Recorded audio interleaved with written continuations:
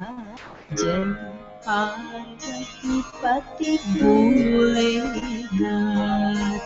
जय पार्वती पति भोलेनाथ, जय गौरी शंकर जय विश्वनाथ, जय पार्वती पति भोलेनाथ, जय गौरी शंकर जय विश्वनाथ, जय पार्वती पति भोलेनाथ,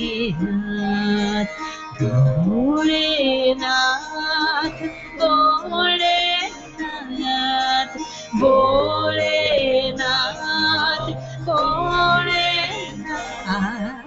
जय पार्वती पति भोलेनाथ, जय पार्वती पति भोलेनाथ, भोलेनाथ भोलेनाथ भोलेनाथ भोलेनाथ,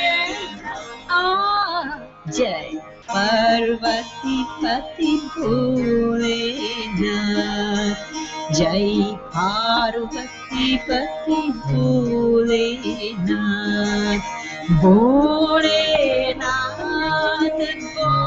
भोलेनाथ भोलेनाथ भोलेनाथ, ओम जय पार्वती पति भोलेनाथ, जय पार्वती पति भोलेनाथ, जय पार्वती पति Bholenath.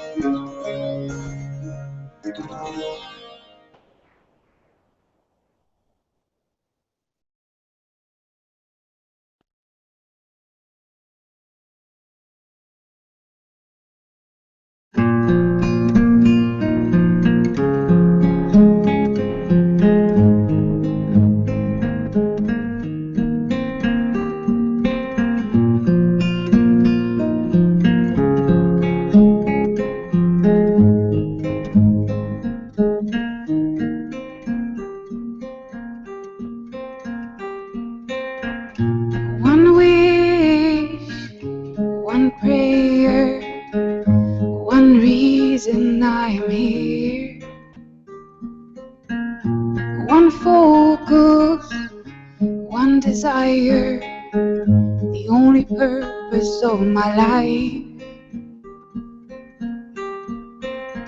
it is for you, it is for you, it is for you, it is for you, it is for you, it is for you, it is for you, it is for you.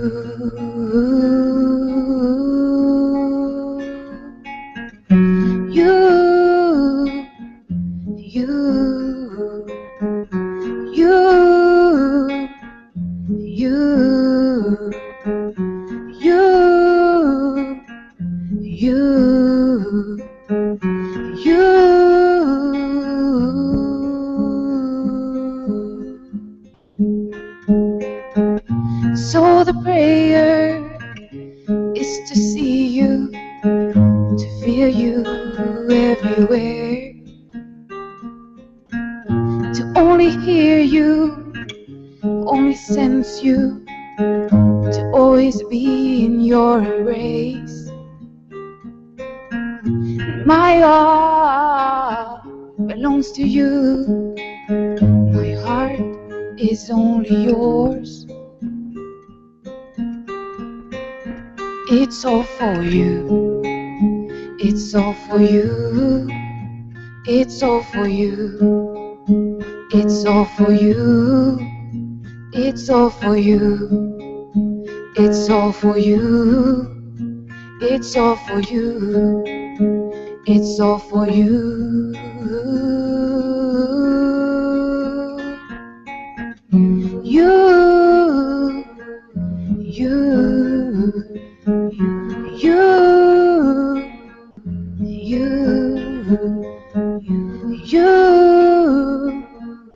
you,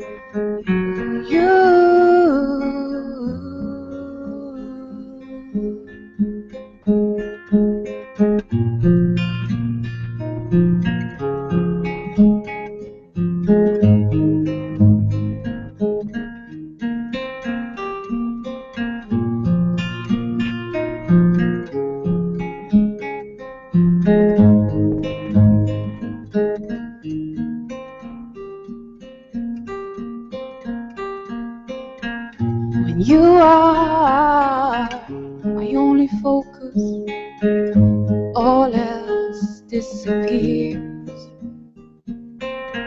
And I die in you. I is no longer here. There's only you. There's only you. There's only you. There's only you. There's only you. There's only you. There's only you. There's only you.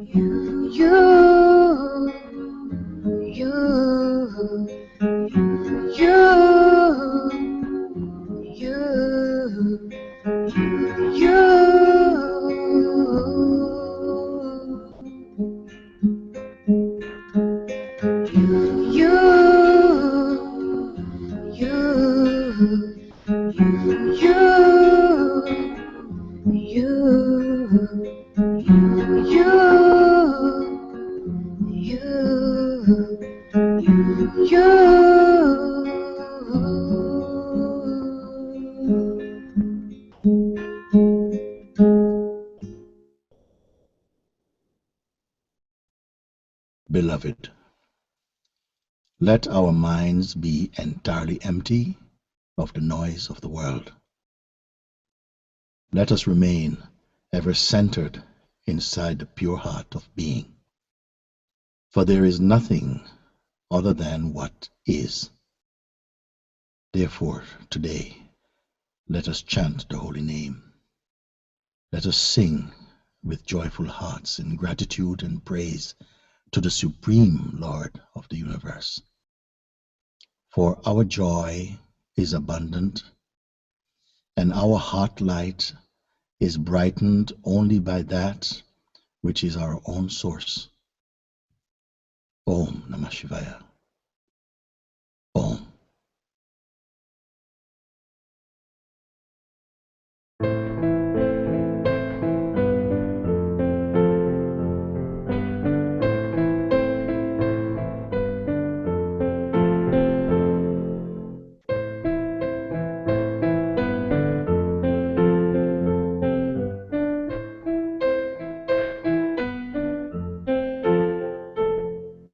Take me into your heart, Arunachala, and take me all the way home.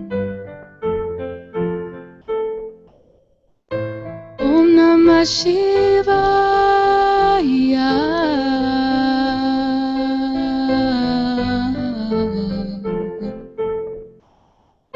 Shivaya, Shivaya, Shivaya, Namah Om.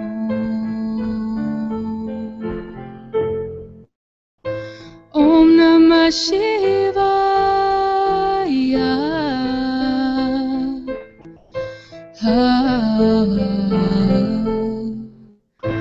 Shivaya, Shivaya, Shivaya, Namah Om Namah Shivaya.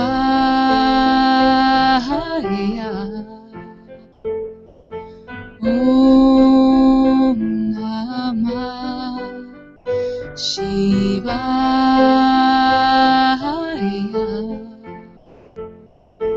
Om Namah Shivaya.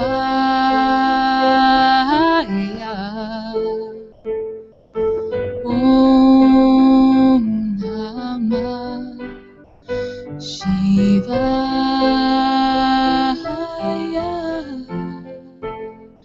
Remove the dirt that covers these eyes, and remove all sense of others and I. Om Namah Shivaya.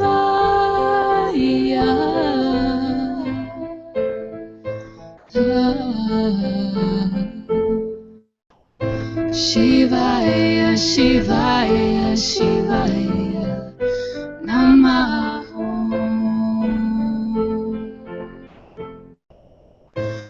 Om Namah Shivaya.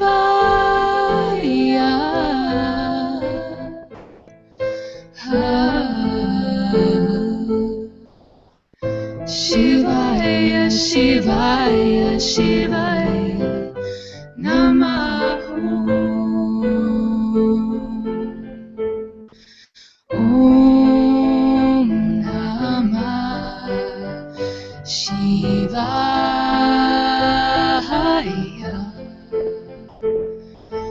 Om Namah Shivaya.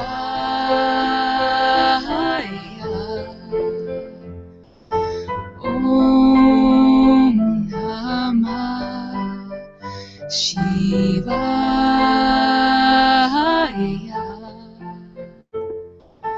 Om Namah Shivaya.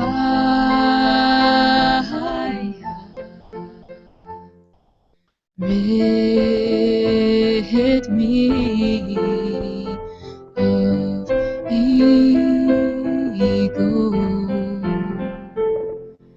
and replace me with you.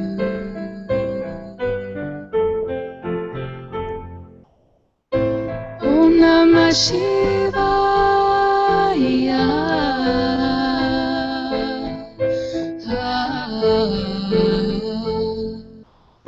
Shivaya, Shivaya, Shivaya, Namaho.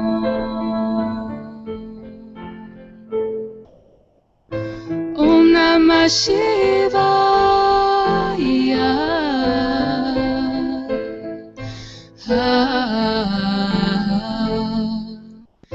Shivaya, Shivaya, Shivaya, Namaho. Om Namah Shivaya.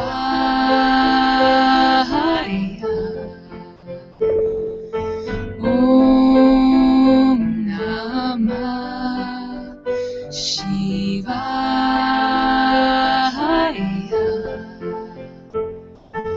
Om Namah Shivaya.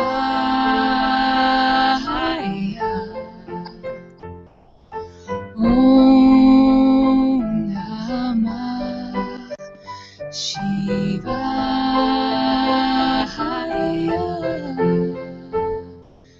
Arunachala,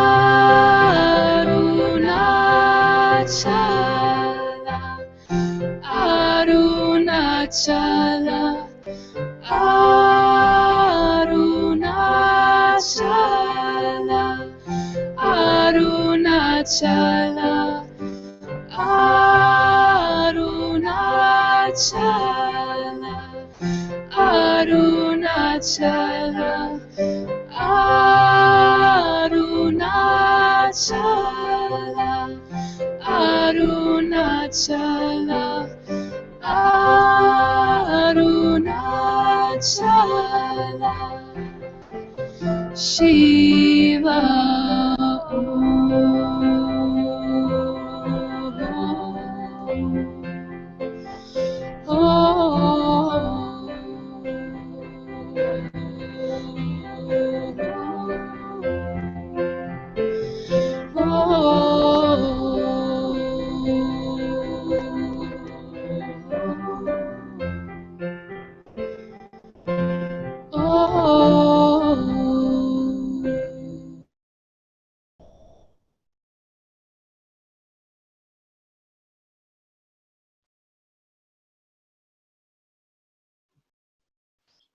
Thank you, my dear.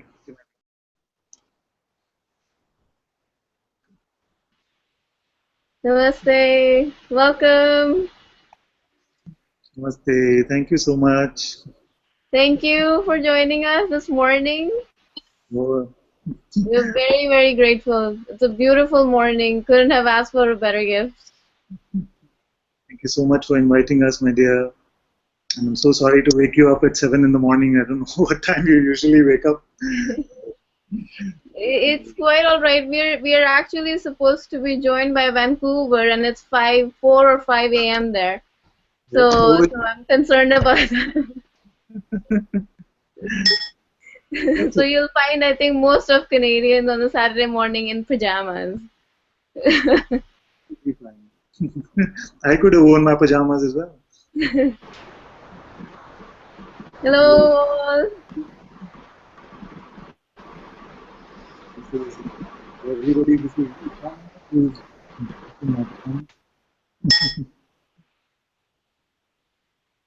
It's pajama satsang here on Saturday morning.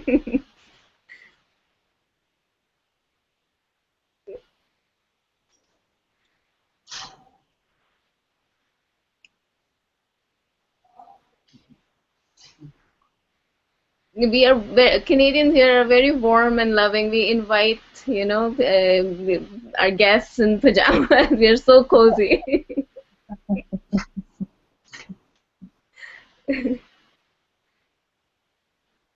very happy to be doing this experiment. First time having a restricted hangout, so to speak, where usually the hangout is open to everyone. But Ishana sent me an invite saying that they would like to have a hangout just for Canada. And I was a bit confused when she said at 7 a.m., but they said maybe Canadians wake up early in the morning and want to have such. That is good. It's very good because it coincides very well with time for satsang in Bangalore as well. So it makes beautiful. We'll just tap onto the Bangalore energy then. Yeah.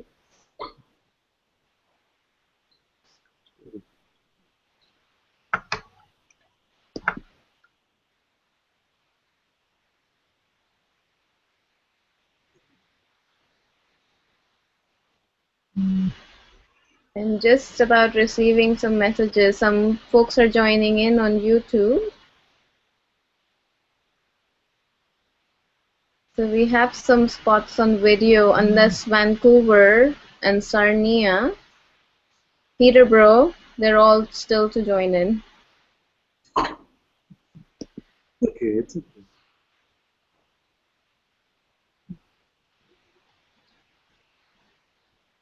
Namaste everyone. Very warm welcome to Satsang today. Sadhguru Shri Moji Ji ki Jai. Shri Ananta Ji ki Jai. Jai.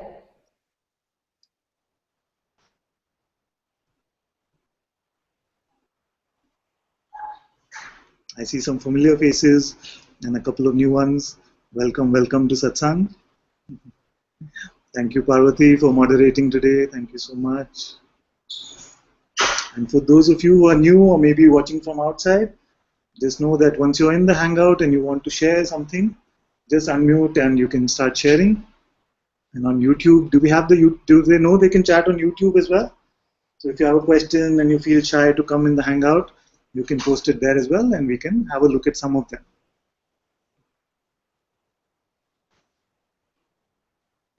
What if we were to start with this perspective that everyone is already free?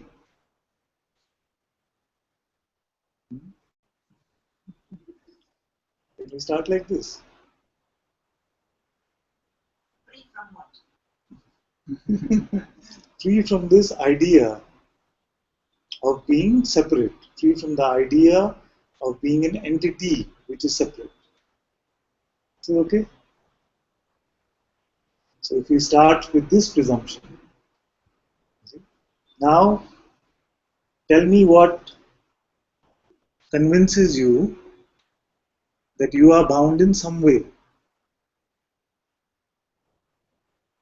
Because right now, in this moment, most of you will not be able to show me bondage or freedom.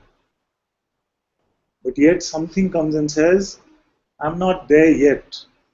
I need something. I need some freedom or something. How does this happen? So all of satsang actually is just about this. Looking at this impossibility that the one who is ever free, the one who is eternal, has somehow convinced itself that I am something based in time and space.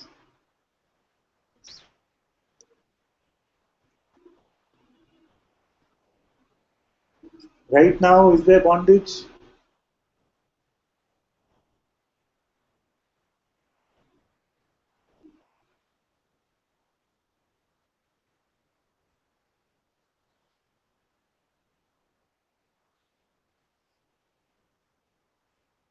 So where does this presumption of bondage and wanting freedom come from?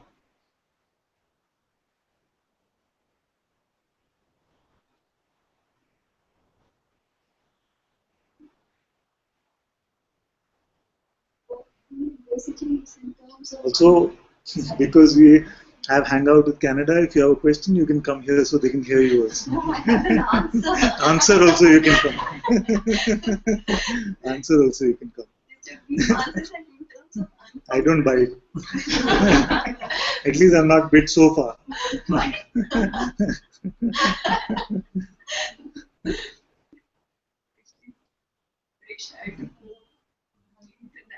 And nobody can see you if you're here. Only they hear you better.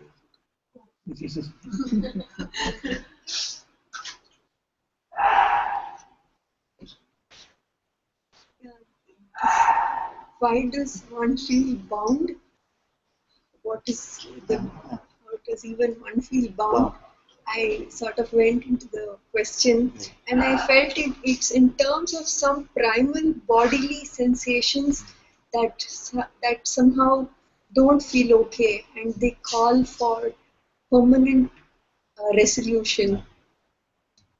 So is it the bodily sensation by itself which causes this presumption of bondage, or is it the interpretation of this sensation? Something is interpreting these as extremely uncomfortable and unnatural and unsacred and wants them to be resolved once and for all. And if I were to tell you that I have nothing in satsang which will free you from these sensations, then would you leave? No, even then I would not leave in the hope that somehow secretly Somehow he's lying. that we will get resolved. He's underselling it. Yeah. Because satsang is actually not for that. These things happen, maybe if they happen, then they are byproducts of what happens in satsang. But truly what will happen is you will find that irrespective of what sensation is there. So some have a problem with sensation, some want some sensation. So either of these will not be relevant to you anymore. And whatever is coming and going, you will not have this belief in this voice which judges it. You will not have this feeling that it should be something else, that something else should be here, or this sensation should not be, some other sensation should come.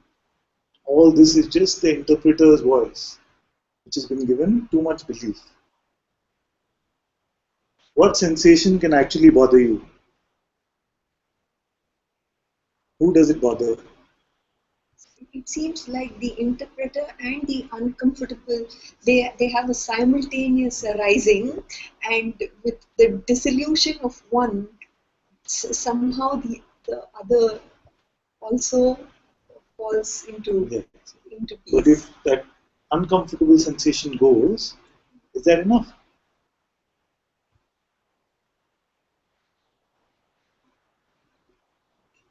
Suppose no uncomfortable sensation would ever come again. That all you want? And no disquiet that nothing has arisen. No disquiet also, that nothing is arisen. So sensation must go, and also this feeling that, oh no fireworks, I'm free now, but yet nothing happened, like that. Those doubts should also not. Basically, every arising Yes. or Dissolving. or non-arising. Yes. Basically, there is no botheration Yes. anymore. Yes. You are not bothered by its coming. This is very good. So we are not bothered by whatever which is coming and going. Are you bothered right now? What makes you bothered? What bothers you?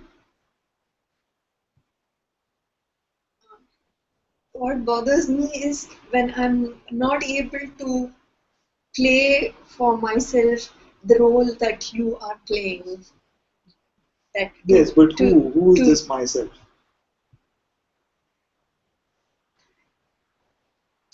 Okay. You cannot resist this question.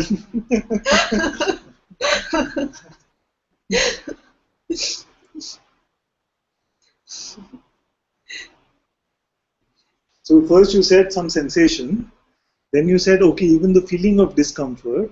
Now you're saying a third thing, which is that there's this role which you are playing, but I'm not playing. So that bothers. Three things now. Who is being subjected to all of this?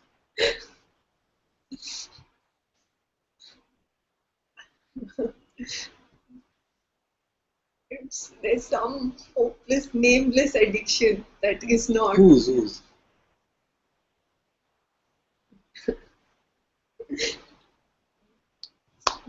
I don't know. You sure you don't know? This I don't know is very good. So it's not Suchitra. This already is very good. So if you don't know who's being bothered, then why are you so concerned about it?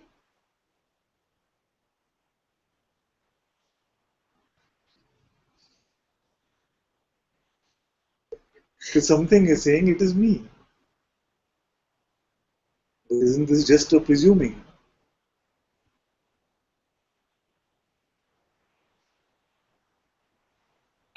So just stop presuming.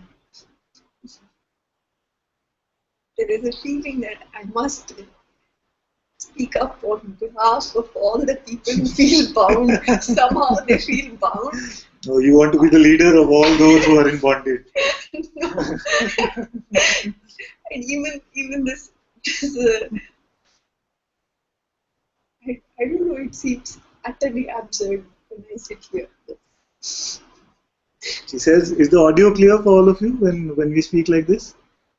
It's okay? So she says, it's absurd when I sit here. So don't leave.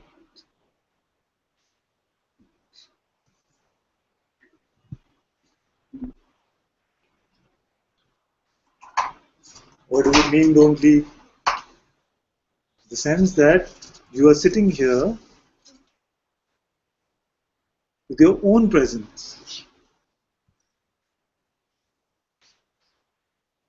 And you're allowing yourself to be with your own presence. And in this, all this mind stuff is starting to feel like nonsense. It's absurd. You see? So stay in your own presence. Don't leave. Where am I right now? Am I in the chair opposite you, or am I inside? Seem to be lighting up some Yes. great clarity, Yes. which is not holdable at all times. But when I'm here, it's very palpable, and it doesn't bother me whether it's my own clarity or it's coming from Yeah. you or There's no nothing, such distance or no, separation. nothing of the sort. And even if it's coming from you, it feels that it's okay. Yes. But it is not. This place is not steadily holdable for So some don't reason. try to then don't try to hold. even through anything which is appearing and disappearing, are you ever that which is appearing and disappearing, or are you always that which is aware of it? Are you ever that which is appearing and disappearing, or are you always that which is aware of it?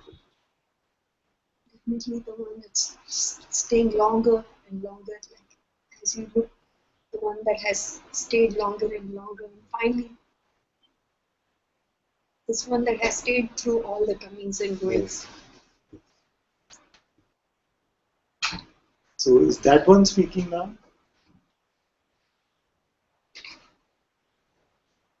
I can't identify. Where the answers are coming from.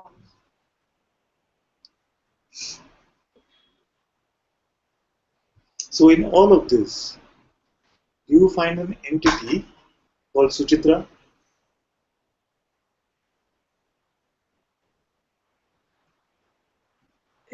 No, except when suddenly some entity feels under attack. Some alarm bells go off. Some entity is feeling under attack by some strange by anything could trigger the feeling that the entity is under attack and feels that if I don't defend it, then that particular one has no one else in the whole universe to defend it, and therefore I rise to defend it. Who rises? It's the same. It's I think the same entity who feels under attack also wants to. So this one can actually rise. Yeah. Or is it just an idea?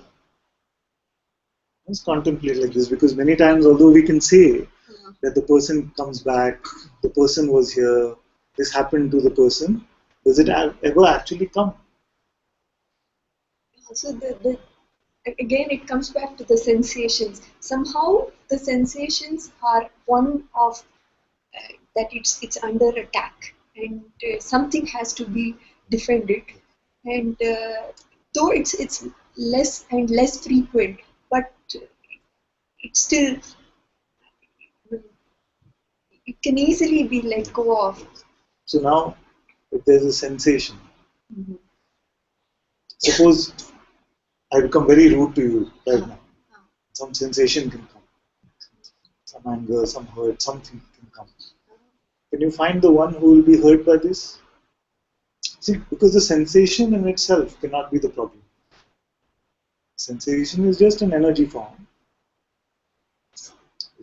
Who is it affecting? You say that it seems to be an entity which rises up because it doesn't want the sensation. Something happens. So who is this one who is affected by sensation?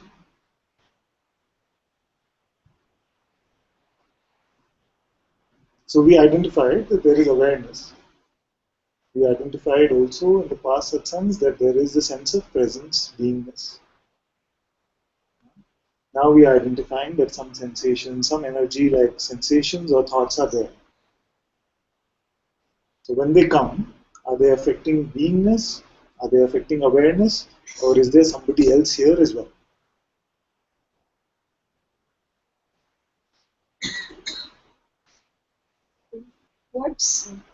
What's under attack is some entity who's not permanent but likes to believe that it's permanent and has borne the cross for very long. And this entity is not even temporary. Can you make a drawing of it? Can you show me what it looks like? How many arms, legs does it have? What color are the eyes of this entity? looks more or less like the body at this particular stage in time. So you're saying it looks like a body. Yeah, if I had to where is it? It lives inside the body somewhere, another body. Or this body itself you're talking about. You can say whatever you're feeling is true. It's some kind of a superset, some kind of an aura Around the body. which Which is looks holding, like the body. which is holding the body. So it's holding this body. Yeah. Where exactly? It's a super container which holds this body, and everybody has one super container. Like that? No, what is the concept? We can look at it. It's okay. I don't know how this has evolved, but there's this feeling of aura. If you are healed, then your aura is of a particular body also reflects sorry, that the state of your internally light, or I feel they're inseparable. Which Does could it? be. Because just the other day I found something very funny, which one of them only had posted. Was it Aradhna? Aradhna had posted something about. Okay, I'm not sure whether I should be saying this in a broadcast, but there are some sages who look like serial killers. Robert Adams himself said that about himself. That in his photo is completely calm, but when the photo is there, it looks like he's about to kill somebody. So where is it reflecting outside? But there is a palpable sense of peace. There is, no But matter it's from how, the body or from that aura thing.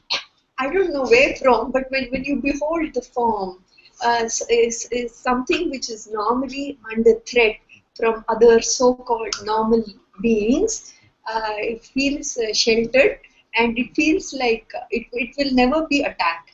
So if I say Suchitra something very rude, and then it is the aura which feels attacked. What?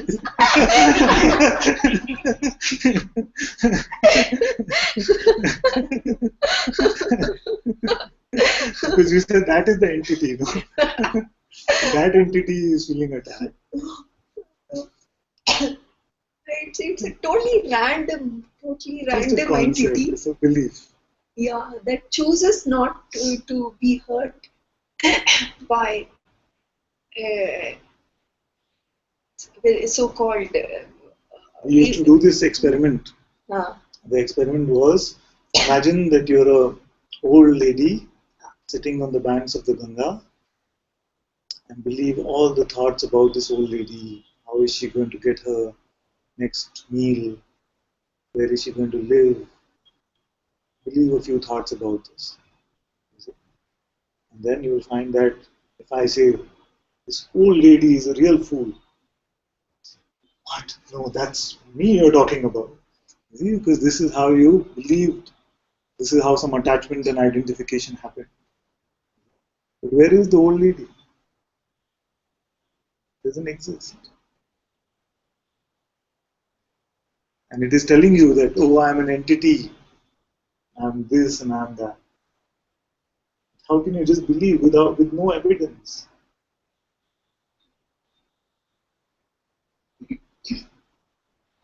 I mean, even if there was an entity, who would be aware of it?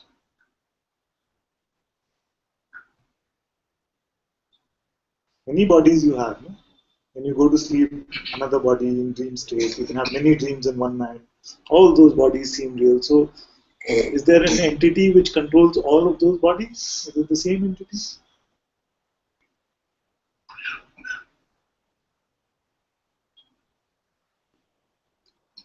So, all there is this set of concepts which have been energized by our own belief. This is called identification.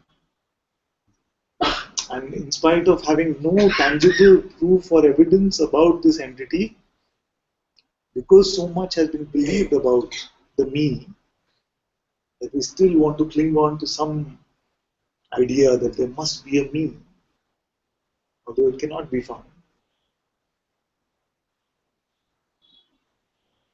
Now, suppose there was no me. What trouble?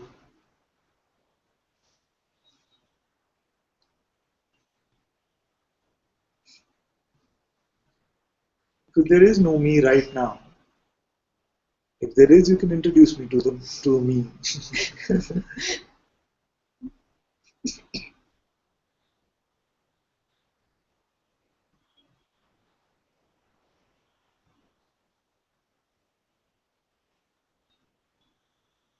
How to escape?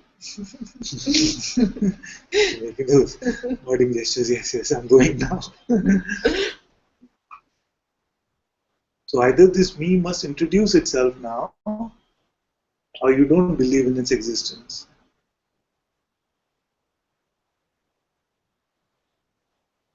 Open enough to do that? So either the me must introduce itself, or we don't buy into its existence. No story, no just imagination about anything. Show yourself, this me.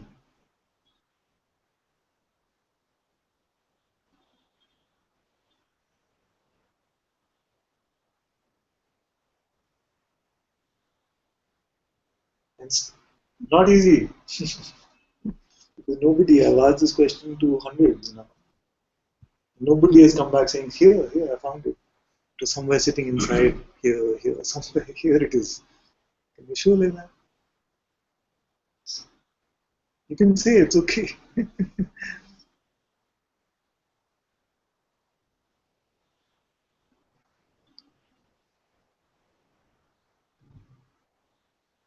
It seems like it is here, the body itself.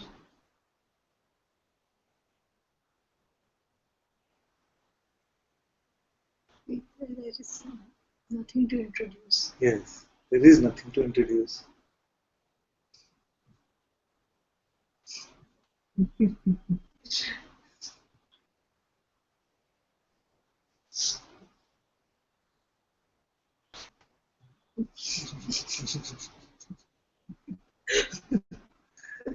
There's nothing to introduce. How can you have a story about anything?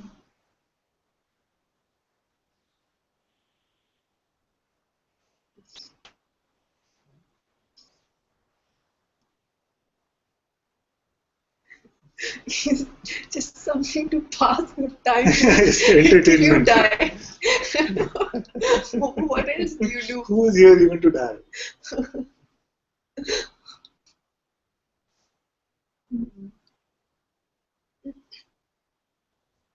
You die every night.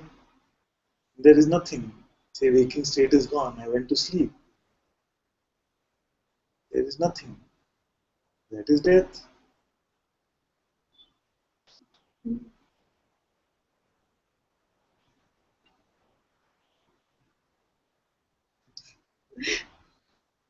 So like this, we don't give any belief to this idea of me till we can produce some evidence of the me.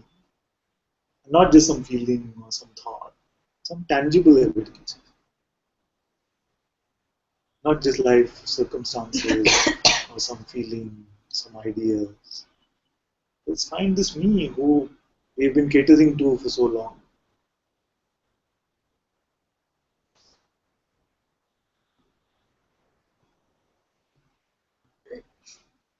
Simply because it has been believed for so long, Yes. is it something very big? No. And therefore, its fall also has to be No. equally big. No.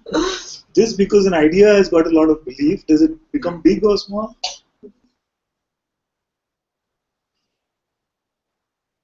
See, many kids can have ideas about various things. You can believe the tooth fairy is real.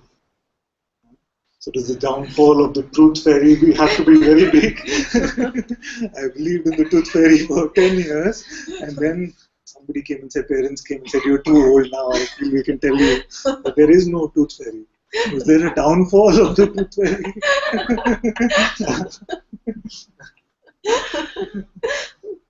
This is the expectation of fireworks. The expectation that something should happen when I become free. What should happen? It was just an idea of a me. But Newton and the great scientists said, if there is a great energy in motion, you need an equal and opposite energy to stop it. So this is not something, it's not even, like you said, in the realms of It's not even atoms, a molecules and exactly. energy. Yes. and therefore it need not be big or small, and each moment can be its downfall progressively or once and for all. Or we don't even have to say downfall, we can just say dissolution. Dissolution.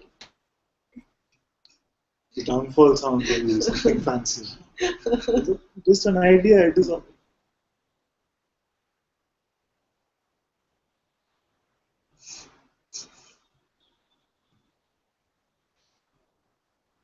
Okay.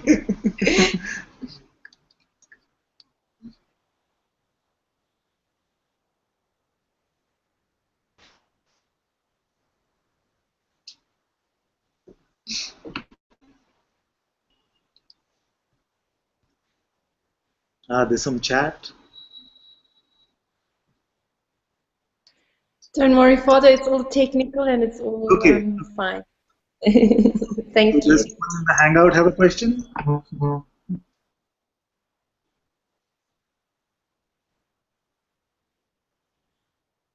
You don't have to have one, it's okay. You can come, my dear. Ishana has something to say. You can come.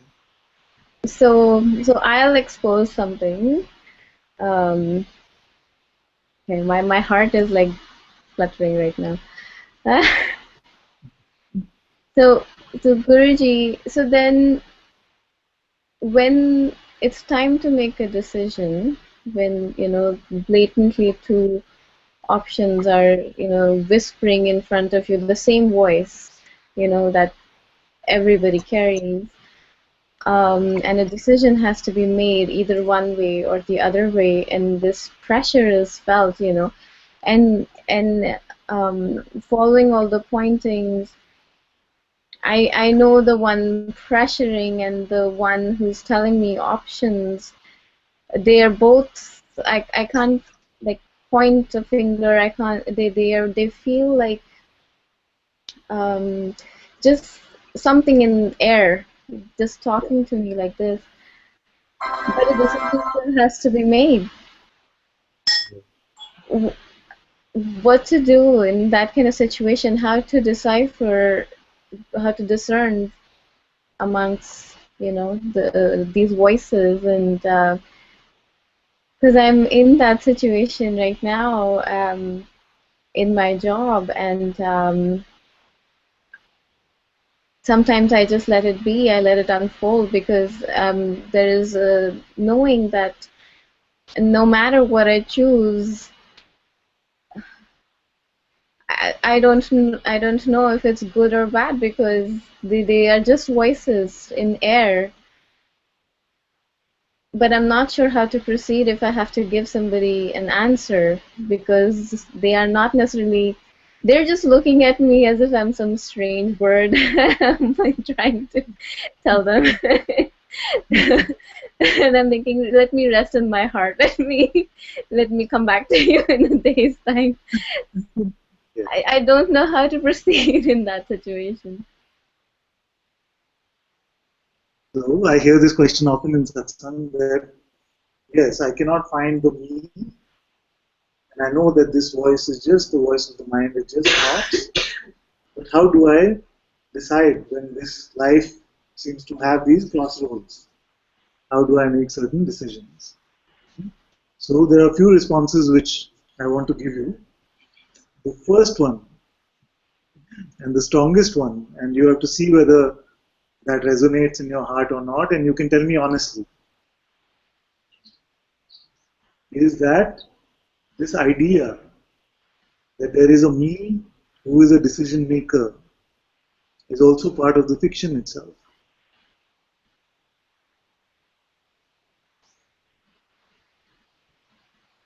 And some strong resistance can come when I say like this, because it feels like, oh, but what should I do now? So what should I do now? And again, perpetuating this idea that I am a decision maker who is evaluating these two choices and then choosing. But can we find this one? I think I feel stuck when I look inside. It's like empty space, but I feel stuck when the person is expecting an answer, because inside I'm asking myself, and it's just, I'm just laughing inside, but the person outside is looking at me expecting an answer, and I really have to give them an answer like today at 10 a.m. and I have no idea what I'm going to tell them because if I laugh, I think I might just insult them. but you know, such as corporate world. but I don't know what to tell them because both I see these voices trying to tell me, oh, you go this way and then this is going to happen, these, you know, a series of events will unfold in your life, and then if you go this way this is going to happen. So I see all of that just moving, but inside nothing, and the person outside wants an answer, and I don't know. It's Yeah. like consciousness kind of maybe from that person testing me out that, you know, I don't know how to handle it. So, because this is the first time we are interacting, and I don't know whether life gives another opportunity for us to interact like this, I'm saying that use this as an opportunity to find out if there is this me who has to make a decision. Is there a me that has to make a decision? I know it seems like there is one. It seems like there are people who are waiting for my response. It seems like I am deciding to choose what I'm saying. It seems like I'm deciding to move my hands and feet and do my actions. But is that truly this one? Or is it like Guruji says, that you are neither the thinker of your thought nor the doer of your action? Because you actually don't exist at all like this.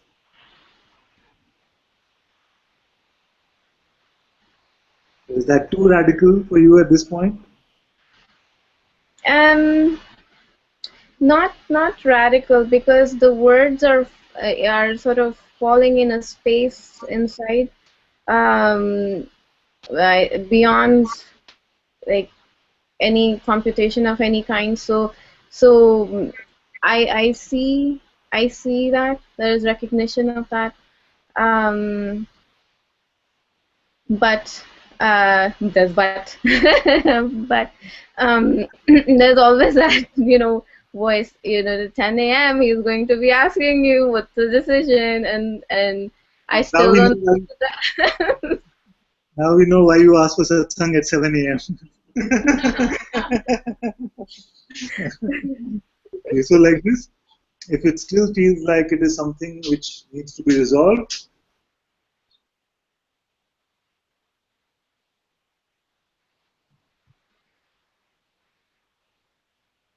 then let me ask you if you can differentiate between intuitive guidance and something which comes from the mind.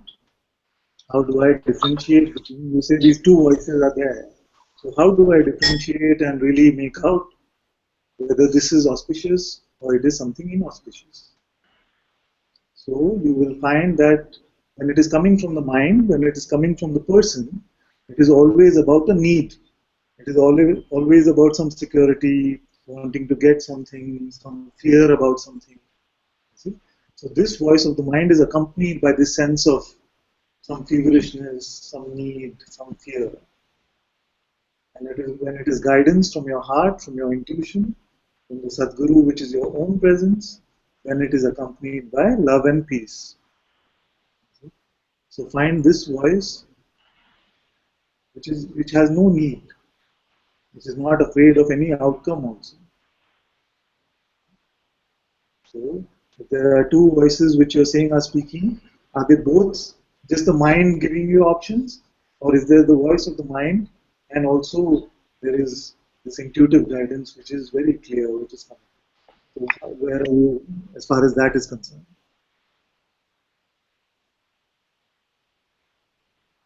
I have had situations where I thought I'd go one way and I'd say this, but then when I actually opened my mouth to speak, something completely different came out. Exactly. I had those situations, and and I just, you know, if they've been saving grace. They have been, because um, and I think that's what you're referring to as well. Yes, also that can happen that we see the futility of this so-called decision making because we see that we could have decided that when I meet him, this is what I'm going to tell him. Right? In front of me, completely different words are flowing out of the mouth. Then what is the point of this decision making? Therefore, the simplest guidance then is just to honor whatever is appearing in the present moment. See? So you go into the situation 10 a.m., you have a meeting, you feel like what I'm going to say, you're there, they're expecting some answer, and you let your mouth do whatever it wants to do. Then you do like that. I'll hit the water cooler, have a drink, come up with a couple. I'm just I'm sure I can manage if nothing. No, but you try what I'm saying.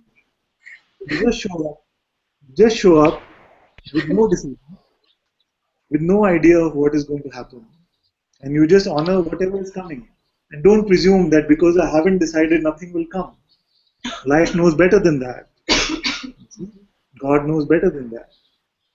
So we honor whatever is appearing through the mouth. Just like when we come to Satsang, there is no preparation. Just we come here and we sit.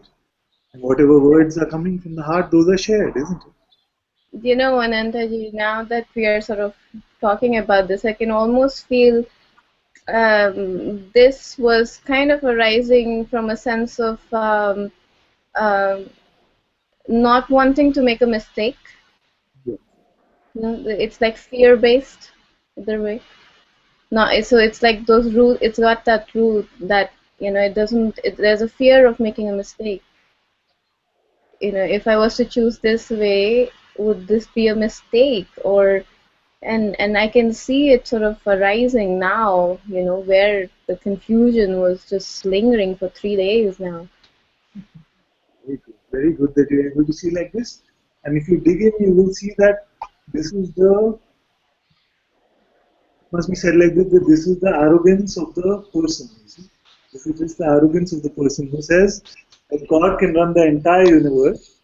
All of this can happen, all the forces of gravity, electricity, evolution, everything is happening. But my life and my meeting, he cannot handle. That I have to do. You're frozen for me, so I don't know whether the others are moving.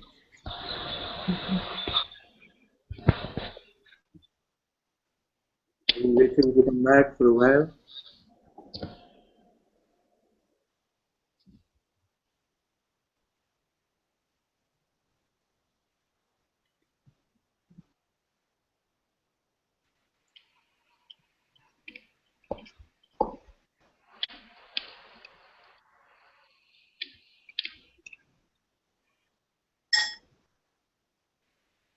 Maybe she'll come back. Yes, my dear. While you were having the discussion with her, I was wondering if the decision making, she sent me a message to say she's lost connection. Yeah. The decision making is on the relative level where the body mind lives. And we often speak about it being the whole of the body mind being unreal because we're speaking about it from a higher perspective, So it's level confusion because the minute we're speaking about higher perspective, there is actually none of it is real. And then the mind immediately brings the lower perspective and says, yes, but, it's real to me and I have to make decisions, And it's on the relative level that all decisions are made and the world carries on the way it does, in a beautiful way. It's very true like this, what you say. And also here, the response can come at various levels. So if I feel that there is someone who is new to satsang, if this feeling automatically comes, then sometimes it will feel like I will say, why don't you just go and do this? Just do this. Because I know that this is what they can hear at this point.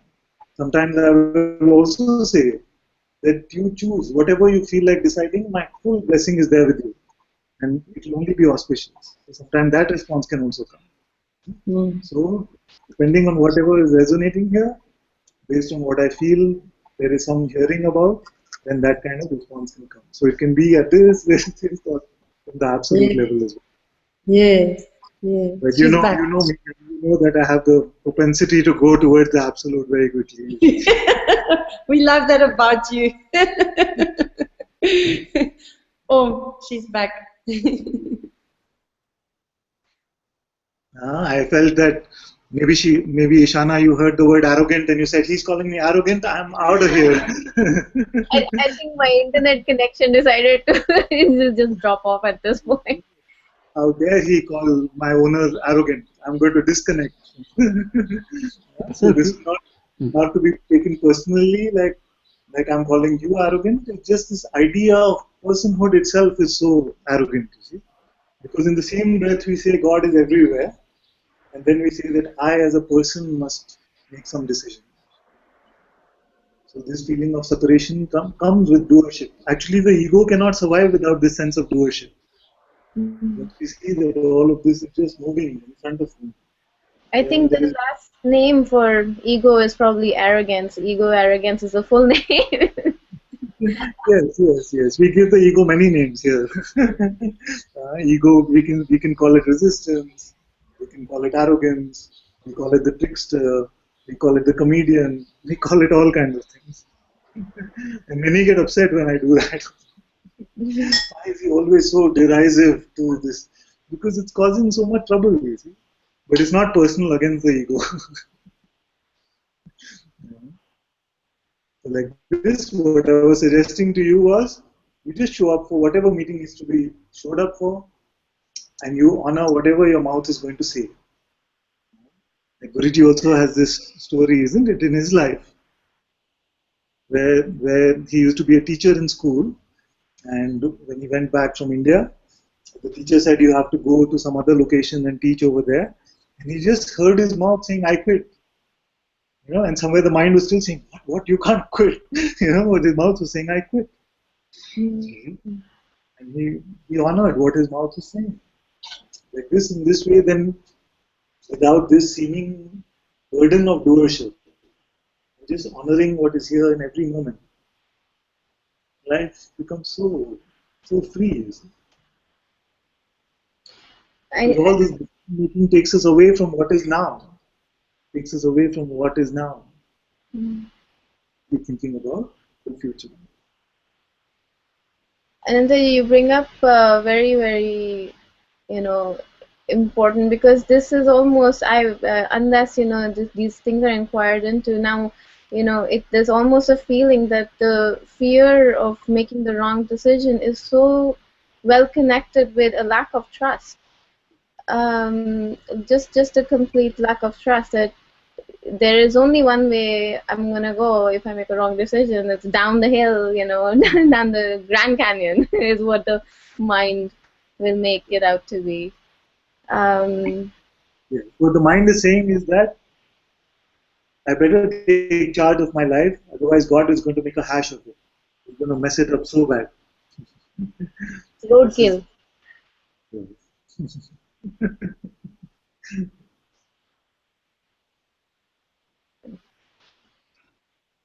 Thank you.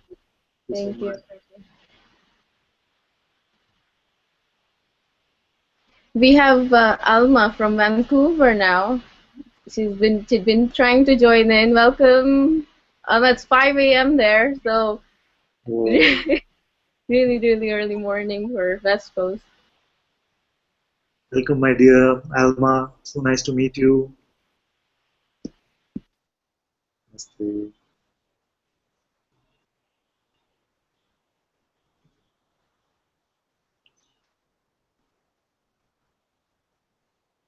Did you feel to share something with us?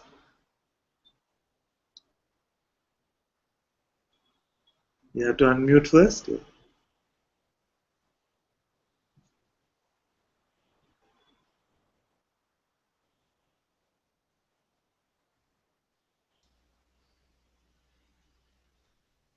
Hello. Hello. No, I just want to listen Oh, yes. to what everybody is saying. And it's good to finally figure out this technology. I won't waste time talking about it, but it's good to meet you. Thank you. My dear, very good to meet you as well. And perfectly okay. Just feel, if you feel to listen, that's perfectly fine as well. Okay. Thank you.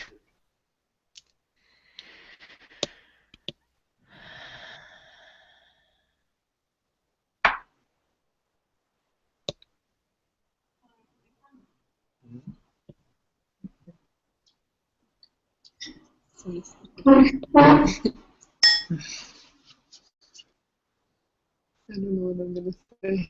It's good like this.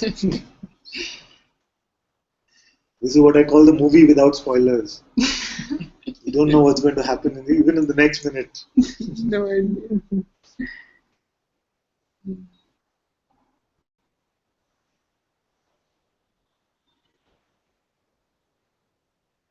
I had the same thing about decision, no? Yes, yes.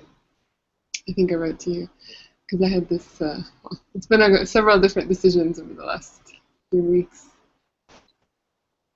All seem to have just been made for me, actually. Exactly. Totally against what I would have thought. But so perfectly. With such grace.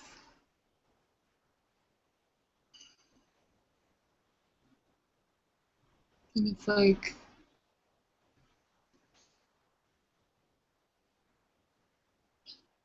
I don't know anything from it. I don't know anything.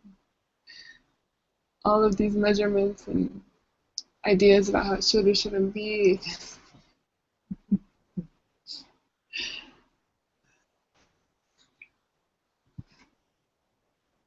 I saw this fear coming that Guruji might be upset with me for being away a week longer. With all the sahaja preparations and all this, and wow, what is she doing? And I thought the Sangha might have opinions also. And There's somebody from the Sangha also here. who's here? You're in trouble now. Yeah, I'm in trouble. Is that Om Prakash? Om Prakash and Hello? Mira from Hey guys! Hello. Oh, can I say?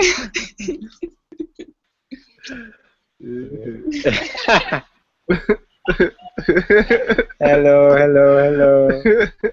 I'm just sitting here in air conditioning while you guys are working away. She's in trouble.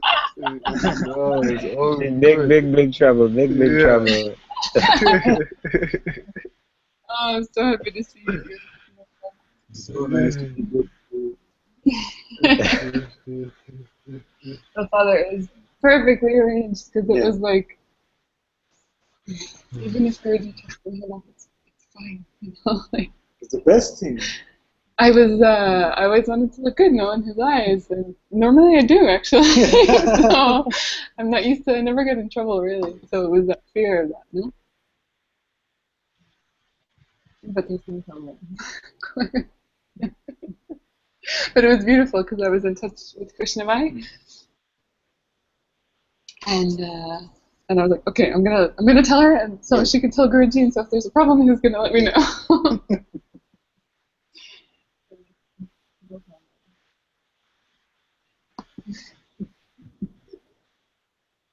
Just wanted to tell you, so much. I'm so happy.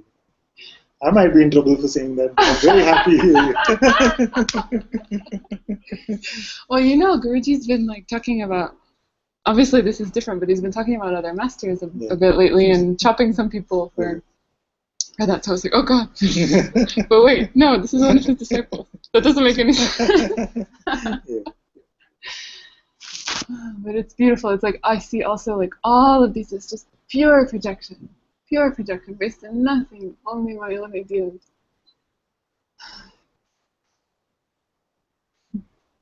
I'm so happy I came, Father.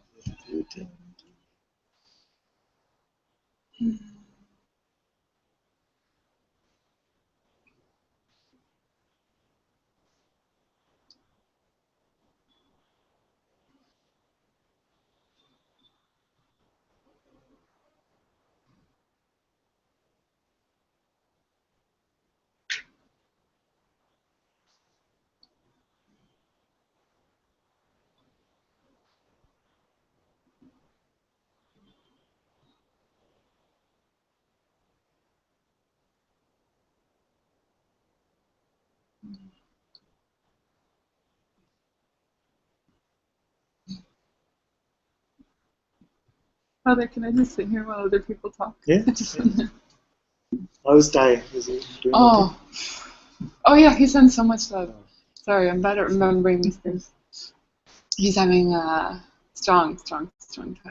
But it was so beautiful because we were together for 2 weeks and speaking a lot about what's going on. It's amazing, just the depth of the connection that has taken place as a result of being in satsang together. It's just so beautiful. So beautiful. He'll be fine.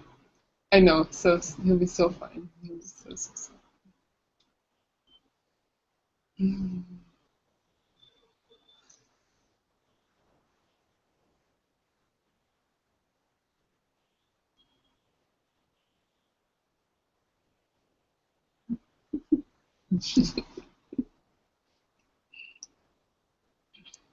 Shivani says, is this Florentina speaking? Yes, let's make it completely clear who is in trouble. It is Florentina, and she came to Bangalore.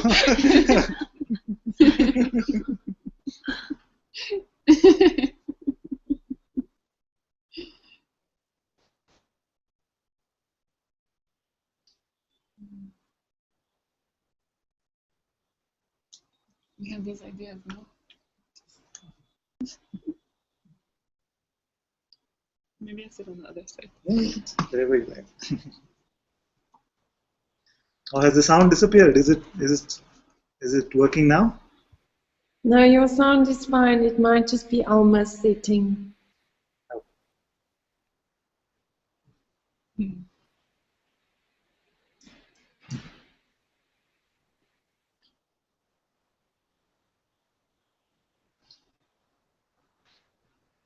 Yes.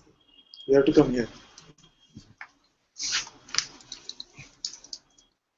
On similar lines, there seems to be a conflict towards making money. Yes.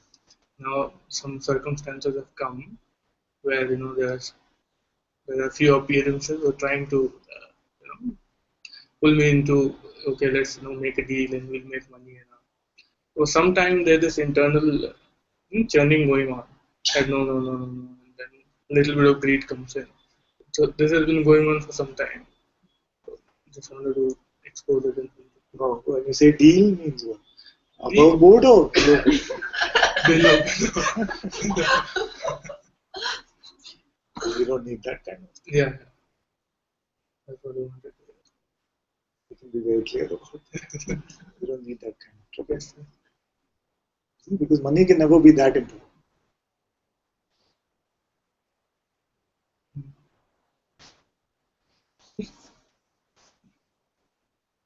I know that in some lines of work it's more like this, and it starts off very innocently, like this, just nobody, no harm. Something. Everybody does everything is like this. Everything. It's a system, you're part of it. Yeah. Just keep it aside.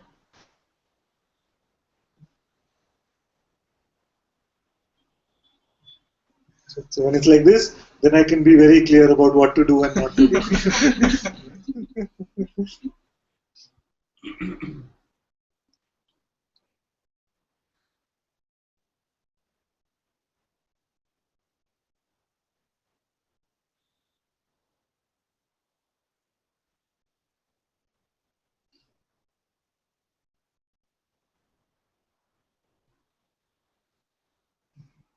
Thank you.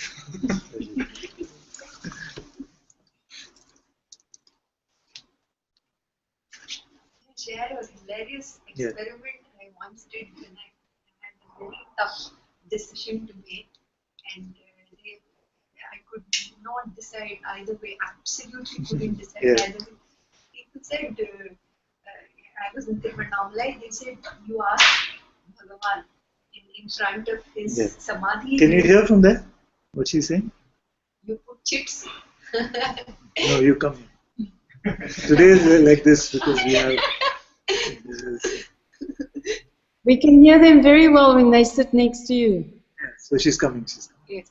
Thank you. So, confronted with an extremely tough decision that I had to make and couldn't decide either way. People said, you ask Bhagavan, let Bhagavan decide for you. So I took these just yes or no and put them in Oh. near. I was in Tiruvannamalai, so right near next to Bhagwan Samadhi, and I put some, I think some a no came up, and I felt if it's Bhagavan's voice, and it should be one voice, and no matter how many times I put it, he has to say the same thing. And then I put it, and then a yes came up, and then a no, and then I felt he's also playing. And about this decision making, there is no answer at all. And I finally sat it out till things flowed without the yes or no. Yes, because there is no decision maker at all. Bhagwan will not play your games. Everybody said do it just once. I said, but if it's really Bhagwan's voice, then the same thing. That's why at least here in Satsang we are very clear. Crazy. That I don't speak the truth. There was only one attempt at divination. Yes, I know this tendency. It can come like this. If it's Bhagwan voice, then same thing, same answer should come. At least 3 out of 5.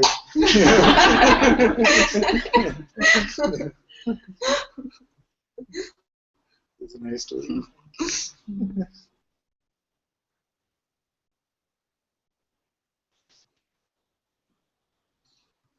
This is actually just another form of deal making. I surrender to you, and whatever you say, I will do.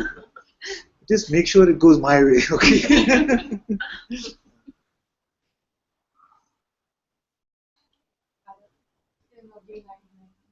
Yes, yes.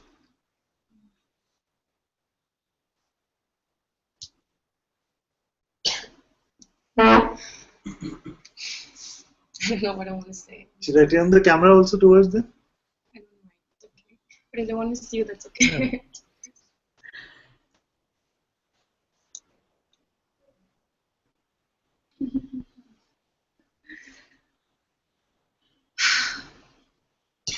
I just felt like sharing what was going on the last couple of days after the Ananta came last night. That's you.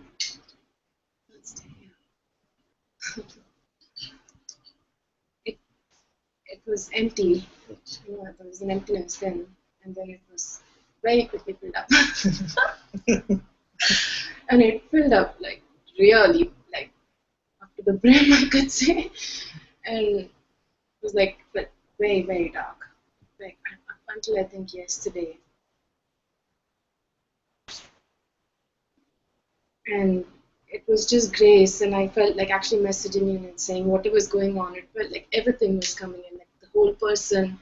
And I even messaged Aparna because I felt very much like she was saying like the person's back, and even though I knew it's a game, you know, like the knowing something new, but it, you know, just knowing wouldn't help at that moment. And it was like the darkest energies again, just like it was in Sahaja. Like I just felt so dark and so dark. I had to go shopping with my mom. I'm like, okay, it's okay, just go. Like there's no energy, like just so helpless. And in that moment, you know, that something has to go deeper. It has to go into contemplation, because there's otherwise it's like you're just falling into like a deep hole, dark hole, and something's just trying to contemplate, you know, see the thoughts and see everything, like, you know, really like, what's this? Who am I?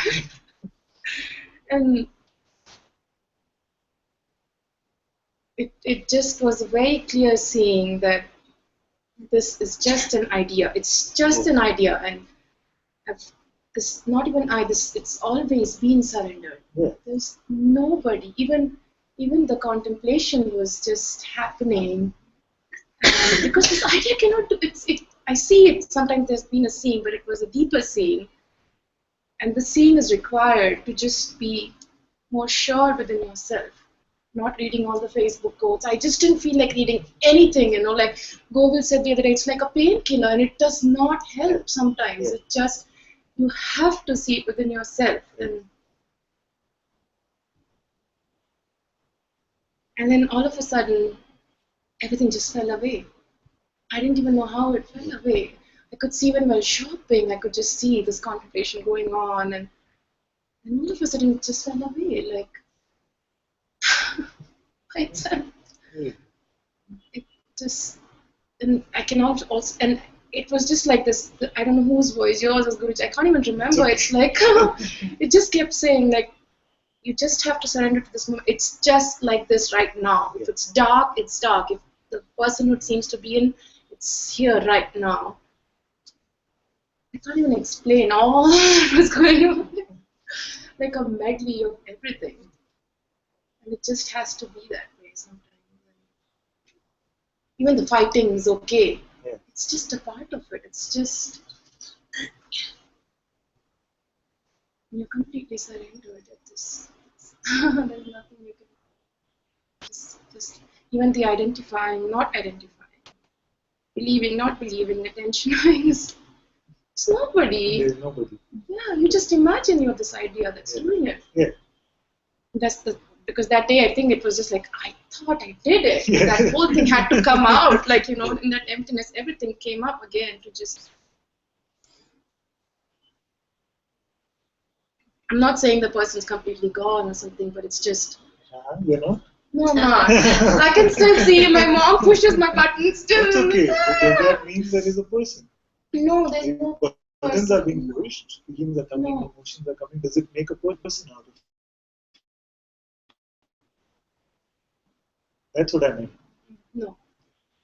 I still get buttons pushed, and I still feel like I don't want to live with anybody else. I just want to be. There's that, but whatever needs to come out will come out. You know, when the darkest of moments is when you completely see your surrender. There's nothing you can do. It's like, okay, I just have to watch. I mean, I'm always just watching, but there's no other option but to admit that you're just watching. There's a joy in it. Even if it's dark, if there's a joy in just like watching. It's a movie you bought tickets for. I'm not sure about that yet. I don't know what I'm saying. It's very good. This because I knew it was becoming clearer to you that there is nobody there, nobody here. Even the one who felt that they found something, they discovered something, even that was not found. And then something just like. It feels, no? Yes. So it can feel like, oh, I've got this. Why is this confusion? Even today when I was here, I could see something, you know, but the energy is not that strong.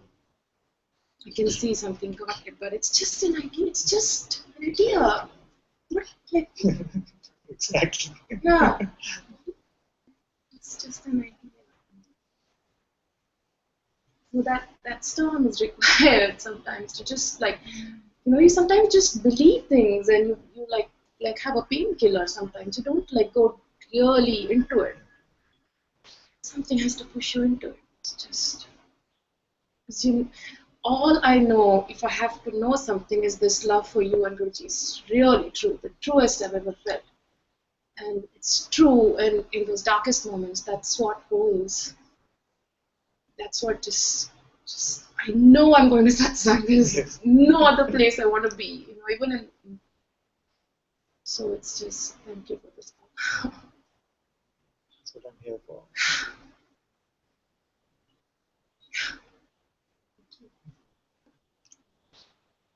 I don't know anything. Really. This I don't know is very good. Yeah, even in the storm, it just, you're like, so there's a trust. Even though it doesn't seem, you know, superficially at that moment, it doesn't feel. There's a deeper trust.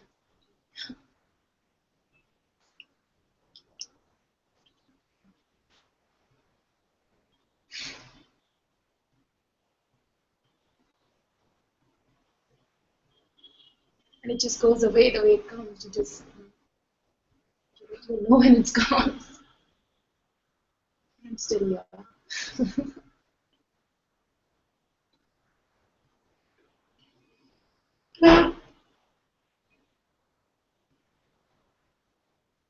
such a joy to just know you never been doing it. You don't have to do anything. Like often I was just like, what to do? And I could just feel her, at that moment I was feeling the storm and I could just feel what to do now. He's not helping me It's also. not helping me. What to do? Do I drop my thought? Do I just let it be? Yeah, and then you just see that I is just an idea. It never could do anything. How could it ever do anything? It very often happens like this and we don't even realize. Because I told her also that day that we ended the previous conversation where she said, this I give it to you. This I give it to you. I surrender at your feet. And then a few minutes later she was like, okay, so, but you didn't tell me what I should do. And I thought that I is mine now. Why should I tell you? Do anything. You don't have to do anything.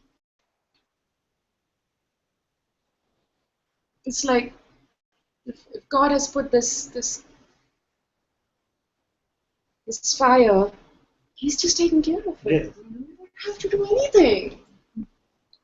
It's such joy. Yes, and it's not an active non-doing also. No. Everything, whatever's going on is just He's doing. How can an idea do it? Exactly. And even if you believe in the idea, it's His problem. Exactly. And that was the surrender, just like, it was dark, but I'm like, this darkness is only yours. Dude, you get, like, it's just...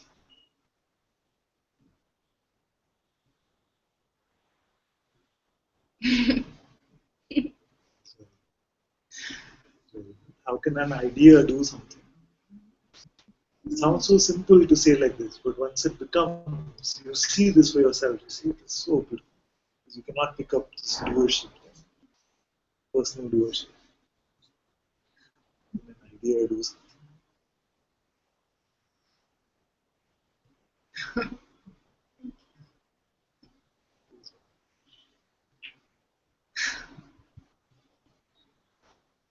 I think I woke up like in the middle of the night yesterday. I was like, just suddenly not wanting to sleep and just contemplate. God only knows what's going on. Don't want to sleep. Yeah, it's okay.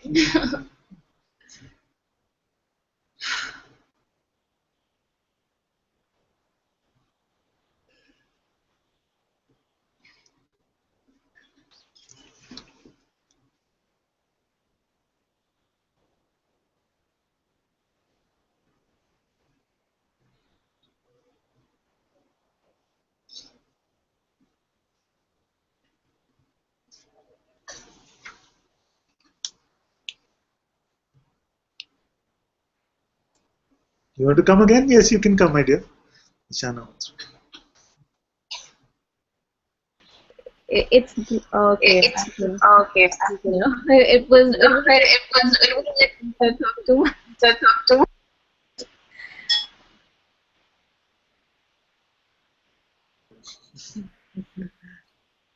I said I didn't get that, and then I was muted somehow. Guruji, is imagination a product of ego? Because as I'm listening, I'm suddenly losing the idea what imagination can be good for. Because if and I'm the creative kind, I paint. And I have noticed when I'm painting, I'm not painting. Painting is happening. It's so I can as an artist, canvas artist, I cannot say that I use imagination when I'm painting. And I don't know if I can generalize it for everybody. So is imagination, this power of imagination, really a product of ego mind? Is it really good for anything? Because it kind of enlarges things that don't need to be enlarged, and plays around quite a bit. Sorry for that, I muted you because of echo. Thank you, my dear. No worries. You can always mute me whenever you feel there is some echo or something. Imagination in itself is not a bad thing. This entire universe is your imagination. It's an image that you are creating as consciousness. In the presence of being, this entire universe is your own creation, is your own imagination. The trouble that comes is when we give it belief, when we identify with that which is being imagined. See? So this appearance is there, and we say this is me or mine.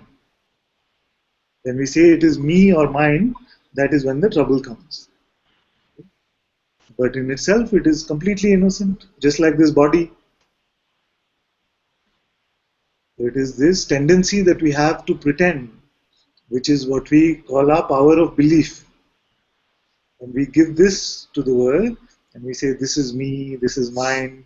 That is when all this identification, attachments, and when there is identification and attachment, then suffering is bound to follow. What is never a problem. Even the mind is not a problem. So the mind can come and the mind can go. We must not try to reject it. The mind can come and the mind can go. But it is the believing the story which it is telling us that you are a separate entity. All thoughts are referring to you as a person. So this blind belief in the concept that I am the person is what causes trouble. In the same way, let all imagination happen, let it flow. You don't identify, you don't attach to it. As consciousness, you have this power. Because very often in satsang, especially if someone new, they will say you who, or some Advaita or something, they will say, no, that who are you saying? You don't attach to it. So I'm referring to you as consciousness. And attention and belief are your primal powers, primal forces, which are at your disposal. Attention is the tricky one. The more you try to control it, the more it wants to jump around. But belief is much easier. So you don't believe any concept about whatever image is coming, and it will not give you trouble. Mm.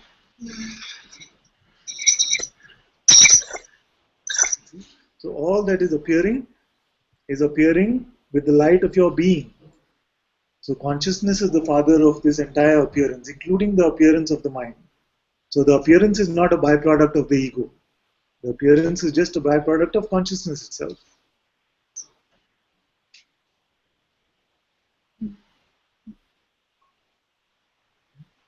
Whether it seems like an imagined appearance only inside the head, or this, it's all the same actually. It's all consciousness. The ego is only the sense of identification with something, the sense of separation. Mm.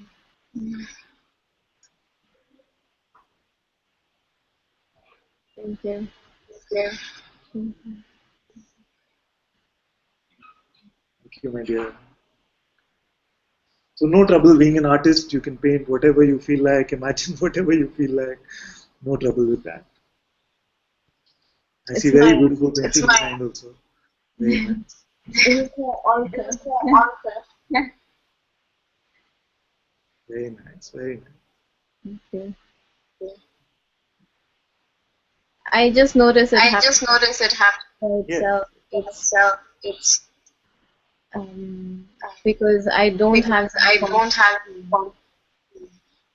so that's why so I that's think why that I was think what was it? when things start getting being on canvas without me personally knowing how to even what to do with a brush. I that a minor lesson, but very very deep lesson. When I see it in the light of the words, that you're speaking.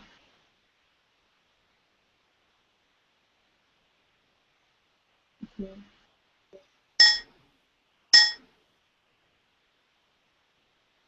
Thank you, my dear. Thank you.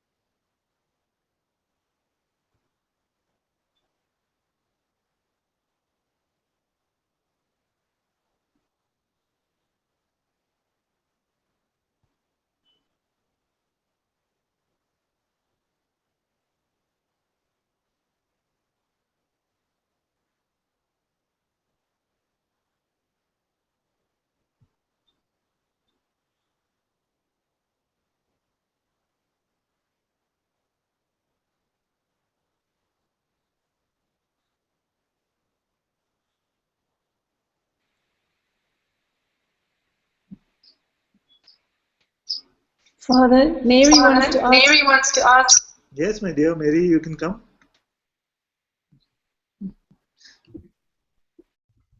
Namaste, Father. Namaste, Father. Namaste, my love. Um, Um,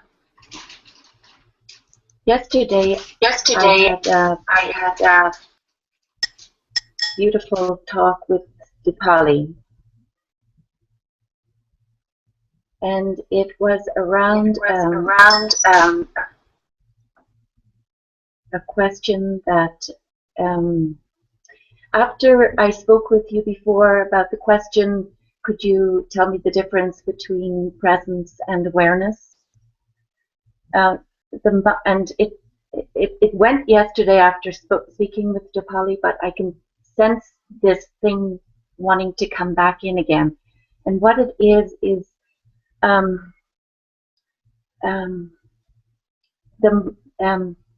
there's this energy that wants to compartmentalize awareness, presence, and even though the person doesn't exist, it still wants to put them all in boxes. And so there's this.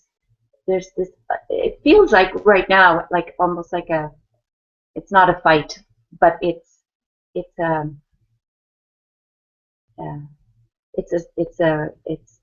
an awareness of attention, wanting to go this way and no bringing it back, and wanting to go, and then it almost seems kind of quiet, and then it feels like there's something else just slips in there and says, oh, but let's jump into this box here, and what box are you in now?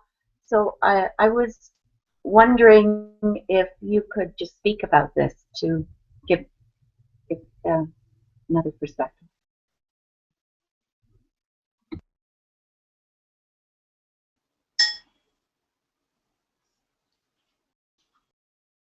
Very good, very good. So this question can come. Am I being a person right now? Am I being the presence right now? Or am I just being awareness? You see, the mind can come up and play these tricks. Which box are you operating from, like she said? This is very good to ask like this. But the best part about her question is, it's already clear that the person does not exist. You see? She already said that I know that the person doesn't exist.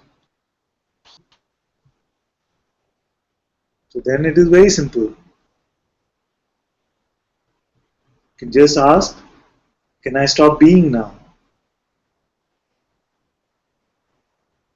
You ask, can I stop being? You notice that the presence of being is here. The presence of being is here. And all that is moving, all the dynamic aspect of this universe is only in the presence of this being. There never is a universe without there being this being. So what you can also see is that I am aware of this being. I am aware of the presence. Therefore, this awareness must be before even this I am. Before I am. Now, how can you step out of this? To operate from the other boxes, there must be a way for me to step out of this. So can I stop being aware, and can I only be without being aware? You'll find that that's not possible. You see, that's not possible. So I cannot leave. You see, so when many times we can become sticky about concepts like I must abide only as awareness. You see, but my question then is, how can you leave awareness? Even if attention is going from place to place, can you ever actually leave? It is not possible. So, in this way, you find that this question of whether I'm being awareness, or whether I'm being presence, or whether I'm being a person, this question itself then dissolves because it is seen. Because I asked you in satsang, just do it for 1 second and show me. Stop being aware for 1 second and show me. And you realize that I cannot step out of this box. This is all that I am.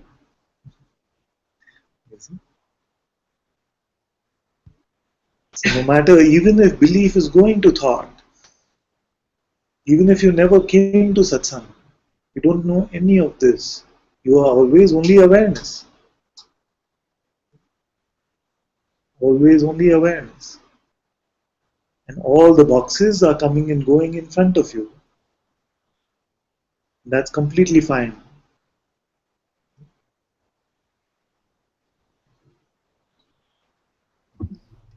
Yes, I see this. Yes, I see this. I see this now.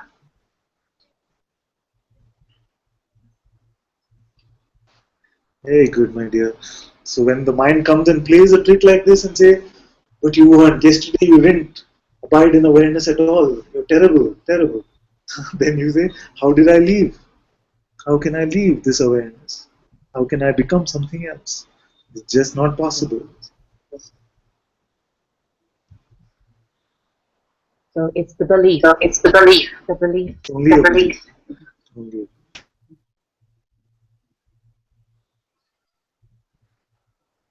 Thank you. Thank you.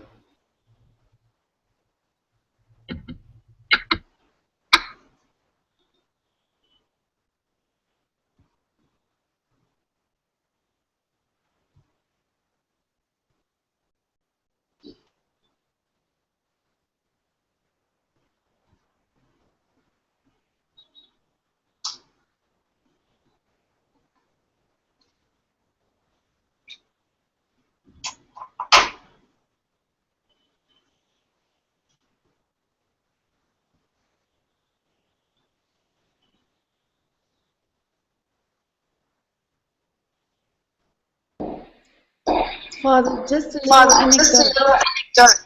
Yes, please, of course.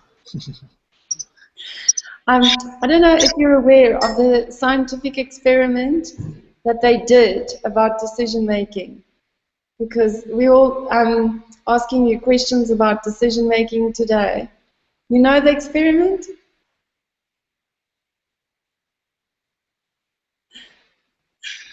Yes, I know of this, but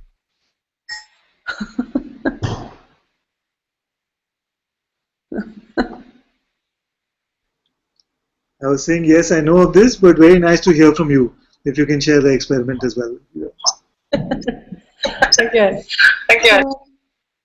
It was a scientific experiment that they did. I think it was in the States somewhere, where they wired people up so that they were monitoring their brains, their frontal cortex, and then it was very simple. They asked them to press a button either with the left or the right hand, and actually the button was pressed 7 seconds before the decision was made in the brain, in the consciousness. The conscious decision was made.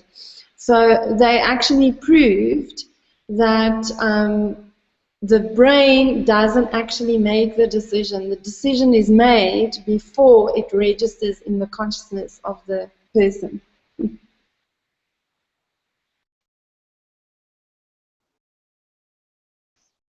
A beautiful experiment.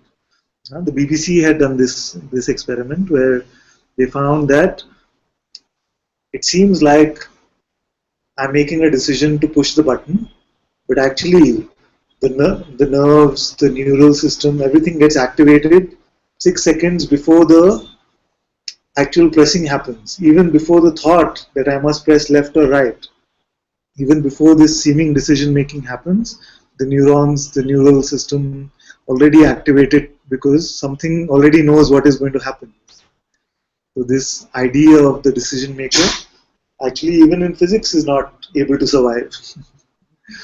Even science is showing us that there is no individual decision maker out there.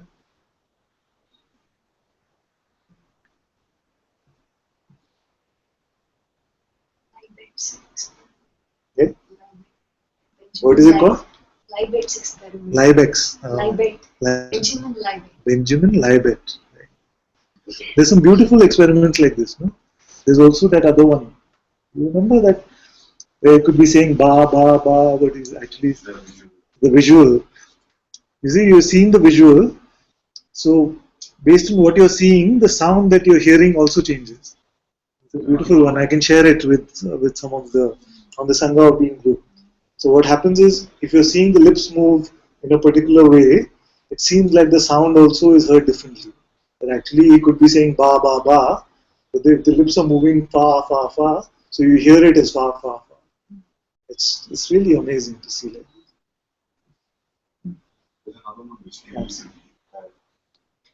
It's said that what you will do in the future becomes. Yes, this one also I saw. It was all over Facebook, which is the future is determining the past. So physics is becoming very Advaita now, actually.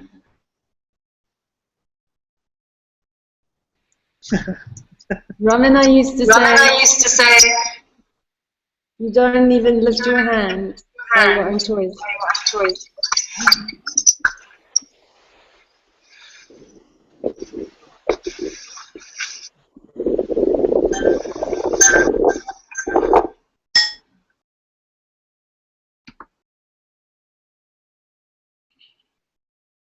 Father Radha said something that stuck. She said, "Oh, but the person still comes back from time to time." And I find myself saying this also. It's almost like a defense mechanism to like not fail, you know. Okay, so if I fail, I've already said I'm going to. So what does it mean? It means that this idea that I am this entity called the person is believed in again. That's all that happens, isn't it? But even if that happens, doesn't mean anything. Even if it happens, nothing actually changes about what you are. Why I always mention that is because many times we say in Satsang, oh, but the person came back, it seems like really the person came back.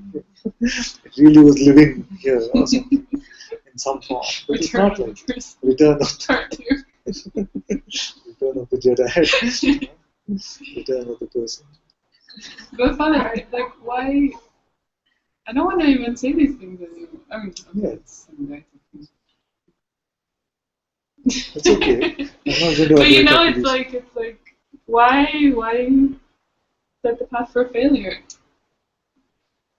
These words are still sticky, but it's good you can expose them in Satsang so they get burnt.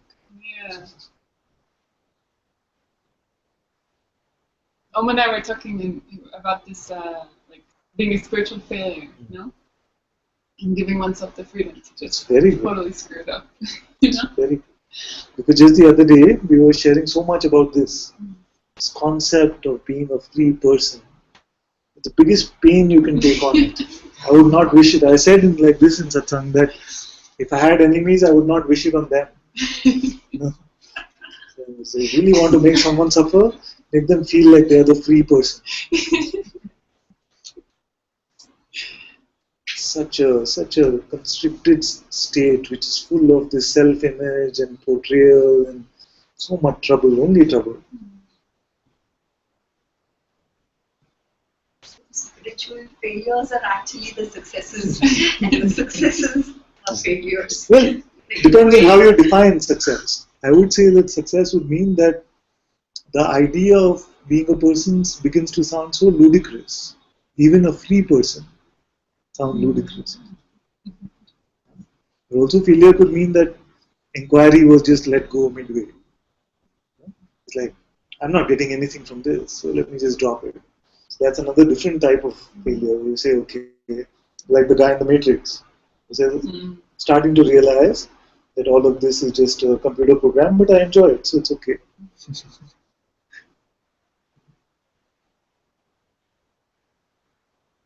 So there can be different connotations to the word failure. But I'm saying rather than feeling like I'm a successful spiritual person, I would much rather hear you say I don't know anything. It's much easier to then resonate. If you already know too much, then it takes a few satsangs to defrost.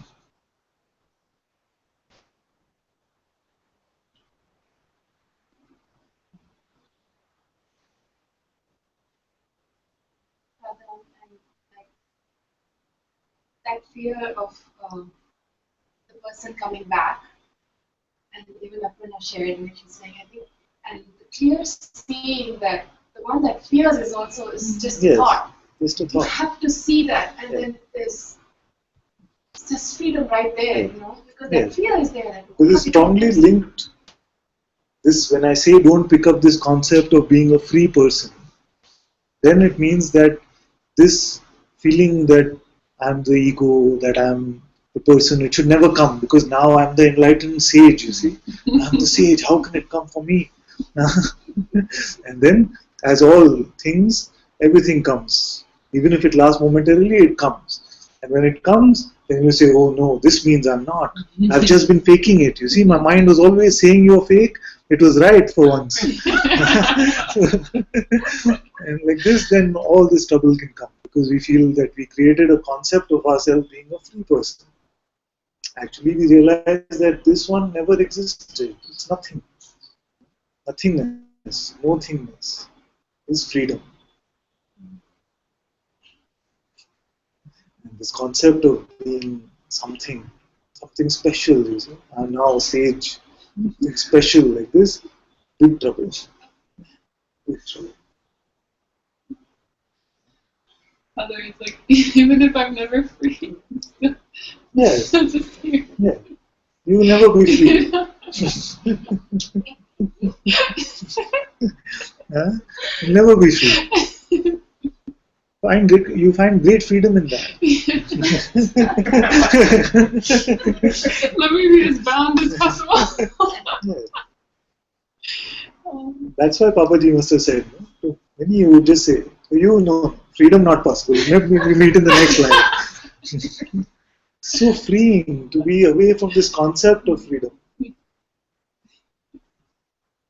It relies on this concept that I am bound already. That's why when we started Satsang, we said, why don't today we start with this feeling that I am free? And then show me what is bondage. Is there some now? Even when you assume you are free, still there are some questions which are not exactly either in the realm of completely freedom or bound, but Is it a little cold? Maybe we can increase the temperature. Do we have the remote?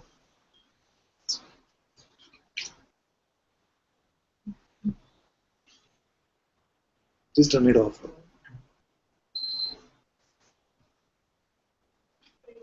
not at either end of the spectrum, but something like midway kind of thing. Like I remember Yuji, he said once that to successfully inquire, whatever that means, said you have to identify very deeply one original question that you as a being have, which will not make sense to anybody else, but to you that question has great meaning, and that is what is to be held. Like even while doing who am I, that should be sort of the adhar on which you do the inquiry. So I was wondering that for me it's a wordless thing. I am not able to correctly formulate my question, but it's very much there. It's operating all the time, and it has its own integrity. Not that I am bringing anything to it, but it's just operating all the time. So I felt that in between this freedom and bound, if you ignore both ends of the spectrum completely, there's this whole pathway that opens up. Which goes where? which feels more genuine actually. Which is not. But where does it go? I don't know where it goes. So why walk on a path when you don't know where it goes? But that's exactly what you are saying. No. What did I say? That do not bother about freedom or... Not because it shows you a path. It shows that freedom is already here. I am free from this idea of being a person. Which path do I need to walk to find myself? I'm here. Say phenomenally. Okay, let's be. So I'm here. I'm trying to find myself. Do I need to walk there? So, but after that, you are saying that no genuine question can survive. Like, when A question must be premised with the concept of a entity, isn't it? Or we found a question which is a question for awareness itself wants to know. Really? So what happens is when you quote one of the greats, then I find little trouble because I don't want to sound as if I'm being dismissive of what they said. But also it could be in a completely different context. So right now, what I'm showing you is that you are free right here, right now. Now, what question we need to find, whether it's genuine, whether it's fake, how does it matter to who? logically you can just pick it up as a play, something to play with. Something to play with. We can play like that. Play is okay. But when you give it heavy words like genuine and all, then we must question it. Yeah. Actually, everything breaks down. Yes. It's a point like of singularity, and everything breaks down. Except you. You are still here, untouched, unbroken, unconcerned, unmoving. Isn't it? Yes.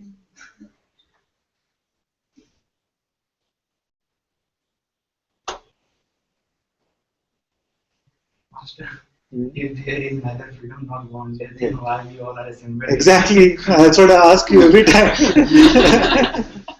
Just part of the play. Just part of the play.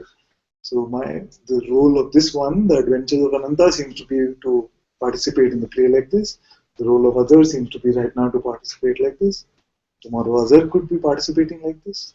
I'm waiting for that day also.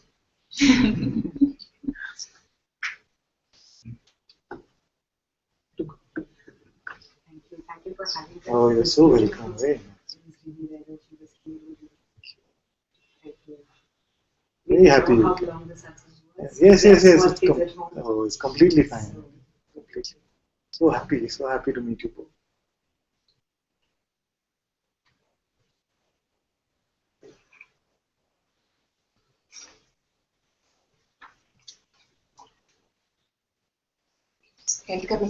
Please. Next, okay, you have my number, no? You spoke already. Yes. Check this. Now, because we might not have in-person satsang on Saturday, but you're welcome to come through the week. We have Monday to Friday, the online ones during that time. Okay.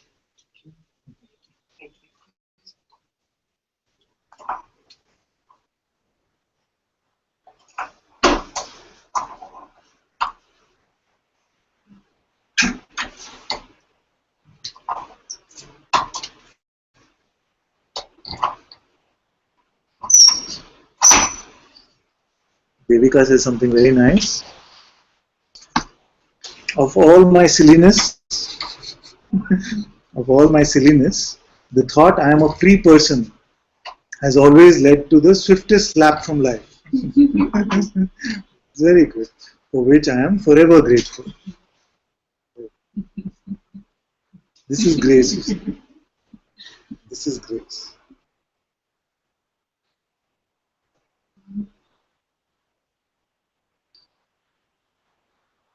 Oh, Shankar had a question, did he?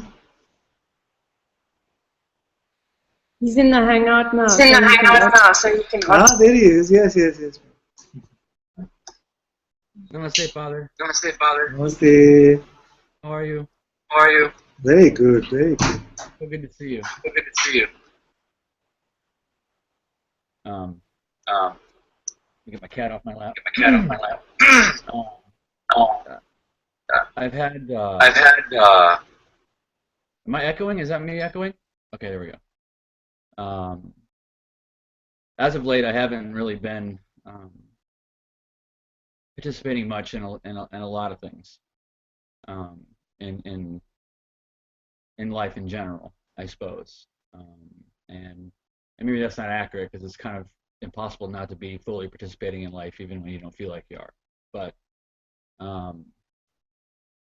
there's been, and this satsang is such good timing. This topic of decision making and what seems to be a pivotal time in this life as far as decision making goes. And it has to do with nothing personal, but from a business perspective, from a finances perspective, from all kinds of things that there are things that I'd like to see happen. And ambition is what I'm kind of wrestling with. And so there's this ambition, this excitement to do something. And then something pops up and says, well, it's not up to you anyway. And it feels sort of lazy. But at the same time, there's sort of a fear of things not, I guess, happening that I know can happen that would benefit many, many people. And so I just wanted to talk to you about it. And I've had many conversations with you about it privately, and you don't know about them maybe, but I've talked to you for the last couple of weeks, every day, all day, about these things. And you've actually answered me a few times. I'm not sure if you're aware of that.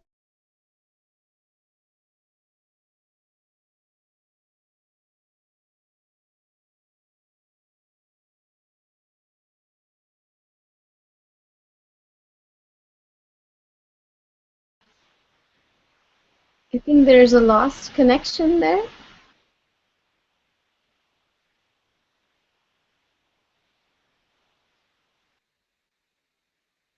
Yes, JC's just frozen. He might be back in a second, but he's just frozen a bit.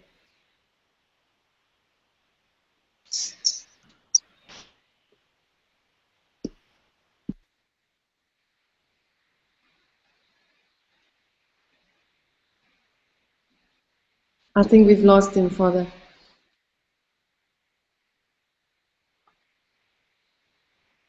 I love it that he says so stupid. And you answer him. Yes. Yeah. Let's see if some answer came from the inside.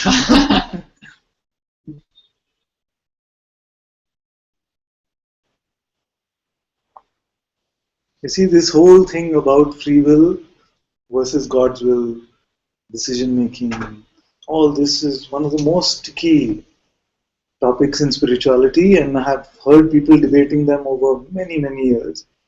And some of you know that before I met Guruji, I sat with Ramesh also for some time. So Ramesh used to only talk about this. But the insight that came to me is that mostly we're looking at the question itself wrong. Mostly we're looking at the question itself wrong. Because it is all about the perspective. So when we talk about decision making, it can either be personal decision making, it can be God's decision making that we're talking about, or there's awareness, have some decision making. These are the three options which are there. Now, most of us have come to this seeing that the person doesn't seem to exist, isn't it? Most of us have come to this seeing that the person doesn't exist at all. Then how can the idea of personal decision making survive if there is no person in the first place? And yet this is such a wonderful play to see, that it seems like it's completely clear that there is no person, and yet this question still comes, so what do I do now? Referring to again ourselves as a person. This is the stickiness of this concept of doership. Really, really sticky. But it's a simple question, isn't it? If there is no person, then how can there be personal doership? So then, and yet actions seem to happen. Like he was saying one day that whether to go right or whether to go left or whether to go right. That's happened. How does it move? How does it move? You see? So then, if there is no person, then what is present here? What is present? The presence is here, being is here. And only in the light of this being, like the light of the movie projector, then all the actions seem to appear on the screen. So it must be this light itself which is creating all of this. And like Maharaj used to say that then the thought comes post facto and says you did this which was good or you did this which was very bad. And sometimes come pre-event and says you must do this or you must do that. But like Ishana was saying, you can decide whatever, but in the moment anything can happen. Then what is the big deal about all this decision making anyway? So, person doesn't exist, then how can personal doership exist? Being is present, and without being, no action, no experiencing, no tasting of this world or any action is happening. Therefore, we can say that God, consciousness, being, whatever label we want to use, must be the one doer and the one experiencer. And yet, there is this awareness, which is not even tasting phenomenally. It is aware of this experiencing which is happening phenomenally. You see? That which is aware of the phenomenal witnessing. This one is untouched with any even concept of doership. Because it's just aware, unmoved, untouched, unconcerned by any appearance. So the question that comes about doership can be very easily answered by asking whose perspective am I taking now? Am I referring to myself as a person? Then it's good to inquire and see where is the person? Is there the existence of this person? Am I referring to myself as God? Am I saying I am that I am? And then I can say everything moves only with your will. Everything is your own doing. All of this is your play. Or am I referring to myself as this awareness which is unconcerned by any movement, any action, any reaction, any. And this gives us a lot of clarity. And we're not then no longer debating, do I have free will or not? Is it all God's will? There are also these charts, no? Some will say 90% God's will versus 10% free will. Some will say 50-50. It's just some concept that we've negotiated in our own mind. Yeah? But whose free will are we referring to? Who is the decision maker, the choice maker? Can we find this one? Then this whole burden of what to do, what to go, all of this, every moment is so fresh, so concept of what to do in the future, what needs to be spoken, what needs to be done, what is going to happen. Because we lose this personal perspective. And this phenomenal play just remains as this leela, this entertainment. And this do, what should I do thing drops. If you look at where is the perspective, what am I asking as? It's the simplest way to deal with this question.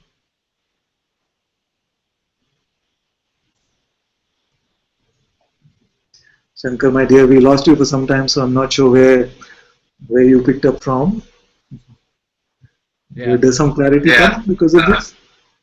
Absolutely. Absolutely. You know, when I've asking you questions, I say before. That's what I've been hearing, and what I've been hearing from you is, and feeling from you, from halfway around the world, is just trust, and I look back and I say, so You know, if this is a decision that you have to make or you feel you have to make, that means you've made every other decision also. And that's not true at all. I've never really made a decision. You know, it's sort of, I mean, you know, I brush my teeth and I go to work and all that kind of stuff, right? But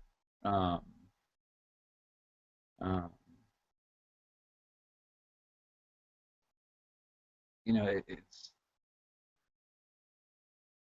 been an effortless life, if I'm really being honest about it. And it's a great life. And, you know, I'm blessed in so many ways, but I can't take any credit for any of it. So why take credit for trying to make this decision? And I don't want to be lazy at the same time, but I also know that it's a silly, arrogant thing to think that I'm going to make this happen. And so I just, doesn't mean I don't feel it, but I just don't believe it.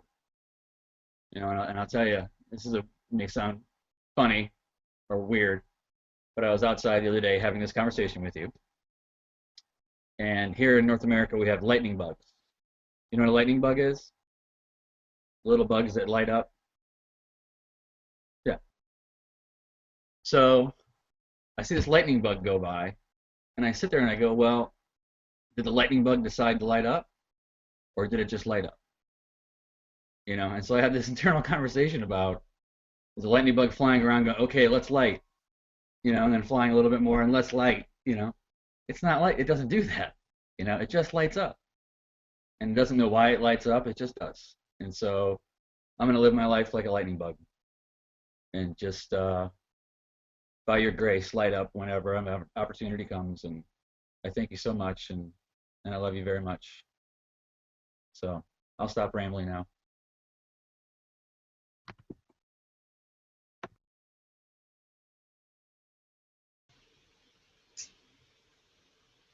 Very beautiful example.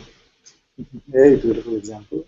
Also, like Guruji says, a tree is not deciding my next branch will be here or my next root is going to be here, and yet it moves in a very beautiful way. There's a beautiful pattern, whatever emerges. There is no decision making happening that way.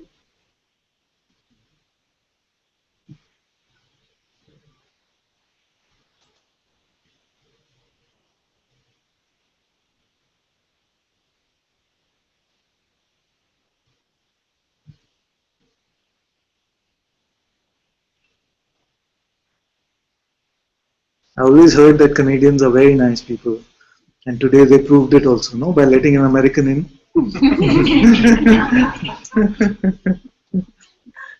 You know, I only live about 30 miles. Yeah. So I could swim to Canada. I could swim to Canada if I wanted.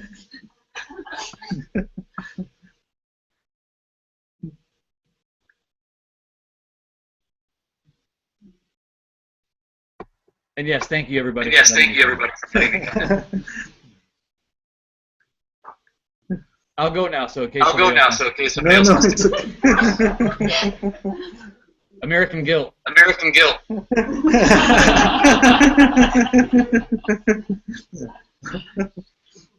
You didn't do any of this. The Advaita reasoning for everything. It just happened.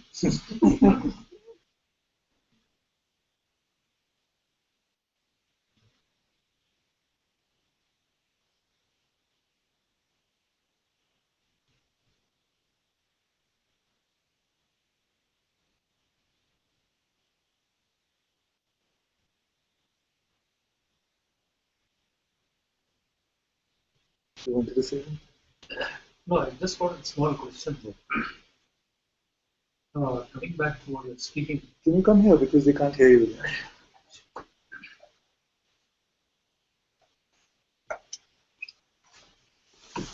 Yeah, you are saying that you're not the doer, right? The question is, are all things predatory?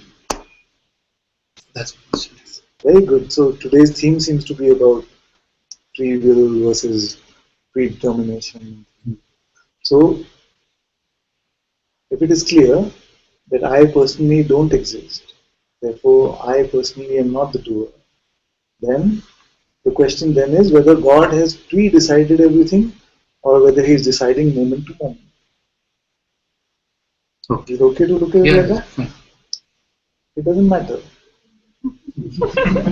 Because as long as it is seen that I don't exist as a person anyway, then does it really matter No, whether... from a purely academic point of view, if I want to know the answer, what are the answers? From an academic point of view, whatever evidence is showing us, even through physics, you Vasu's friend, so maybe you're also interested in physics.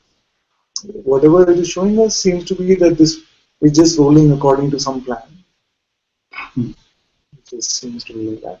But I have no trouble if you say, because I cannot imagine God having constricted himself to only operate in a plan. So I'm completely comfortable with this feeling that God is operating moment to moment.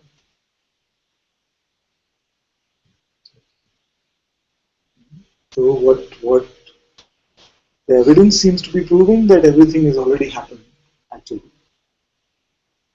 I don't know whether it's too soon, but also it will be seen by you that none of this has ever actually happened. But don't try to understand that. It is even easier to understand everything has already happened than to understand that none of this has ever really happened. But the most important thing, without confusing in too many words, most important for me is if you see that there is no entity here who is the doer, then that is enough, because then you cannot suffer from this doership. Yeah, that's right. It seems like everything is already predetermined, it's moving through a script, and some have access to this script, so some can predict. Some astrologers can look at some charts and say this is what's going to happen, and they seem to be very accurate. So this is what the evidence is pointing to. It's also, like Om was saying, the future seems to be determining the past. Some scientific research has been done that way. Also, this seeing that it is not controlled by any thought, the trigger for what is going to happen is automatically being triggered, even in the body. It points to this feeling that everything is just predetermined, we're already decided. But what we must ultimately also contemplate is that whether time itself has any tangibility or reality about it, or is it just like space in a dream? In a dream there is unlimited space, yet where is it? It's just a projection of this light of consciousness. In the same way, there is unlimited time in a dream. You could dream an entire lifetime in one dream. So time and space are being projected. So then, if they are just projections of consciousness, is a dream predetermined or is there some free will in the dream? You see? The question itself loses relevance. Because time and space are just part of the dream itself. In the same way, this projection, which is moving, time and space are just part of this projection, provide the medium for this play to happen. So if time and space are coming from inside me, then it must be all, you can say in terms of time, it must be all then predetermined. But ultimately, since it's all a play, then you can also say that none of it has really happened. Okay, I know it's too much for Satsang. No, I read some of these Eckhart Tolle's books. I found it very powerful. Yes. Yes, the power of now, very beautiful, very beautiful. See, the only confusion that comes sometimes when we read the power of now, the meaning that I see is that we can confuse the content of the now for the now. Content of what is appearing in the now for the now, which he is really talking about.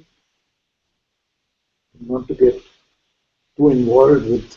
So then the concept can come that, I must live my life to the fullest, seize the moment now, or something like that. Yeah? It is not about that. It's just to see what is here now. It's not adding more doership that now this is this opportunity I must knock or something like that. some confusion But like it is that the content of now can be used to replace for now. yes, if this way it is good, because then the projection can be used to enter within and say who is this appearing to, or if there's some suffering, you can say who is the sufferer from this content. Like this, it's good. It can be used to internalize and used for our inquiry. Okay. Turn it back on. Become more.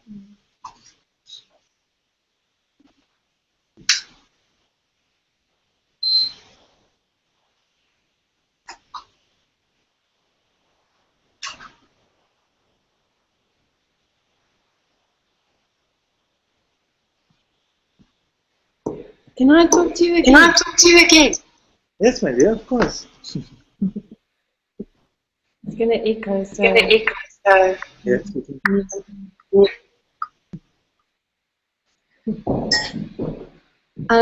I was having a conversation with someone, and they were saying to me, you know, this is all just happening, and you know, I've got to make this decision, but you know, because all of this is just happening, it's just happening in front of me, and I don't know what's going to happen, and you know, and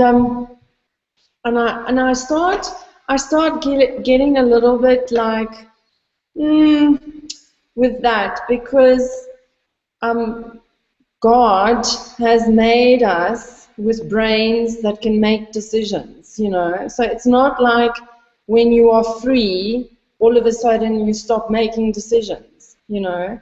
You still, like Muji decides he's going to do Rishikesh or not. It's not like it just happens in front of him. He says yes or no, you know. So I really feel like when we talk about this stuff, it starts feeling to me like, I don't know, like I just get like, yes, of course, it's all happening on a relative level, but you are making decisions. You can't just, you're not like swanning around. Like I don't really enjoy all the like spiritual, like, hey, Shua, like things are just happening, man, kind of, you know. I feel like we still like are capable people, even if we're free, you know. So we still are able to make decisions, even if we're in like full, complete awareness. Doesn't render you inoperable, you know. So yeah, and I know that JC was asking, Shankar was asking on a different level, you know. So I'm not directly speaking about what he was asking, you know. And there are a lot of things that we tend to make too mental, you know, and if you just feel it in your heart, a decision will be made and it's almost automatic, especially if you don't give it too much to the mind, you know. But I really have to say that sometimes all this spiritual talk about, like, you know, Shua, it's just happening, it just drives me a bit crazy. And, you know, you tell us that we've got to speak up, so I'm saying it, you know. Wait, I have to unmute you. You're on mute.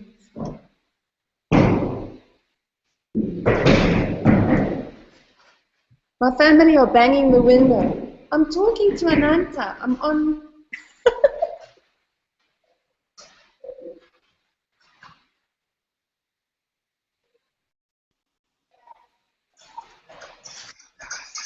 This is very good. And I'm presuming what you mean is that there are many who just go around saying, oh yes, it's all just happening, you know, like this. So they're still smelling of the person. All the belief is still about the person, but this Advaita then just becomes an excuse. And then, as Guruji was saying, Advaita can give us the best excuses. So it must, if it is coming like this, it must come first. That's why I said it's very important to see the perspective from which we are speaking. If there is still this belief in personhood, then it's just an Advaita excuse to go and say, oh, but God is doing everything. Because it's still feeling like God is doing everything to me or for me. That means the me is still there.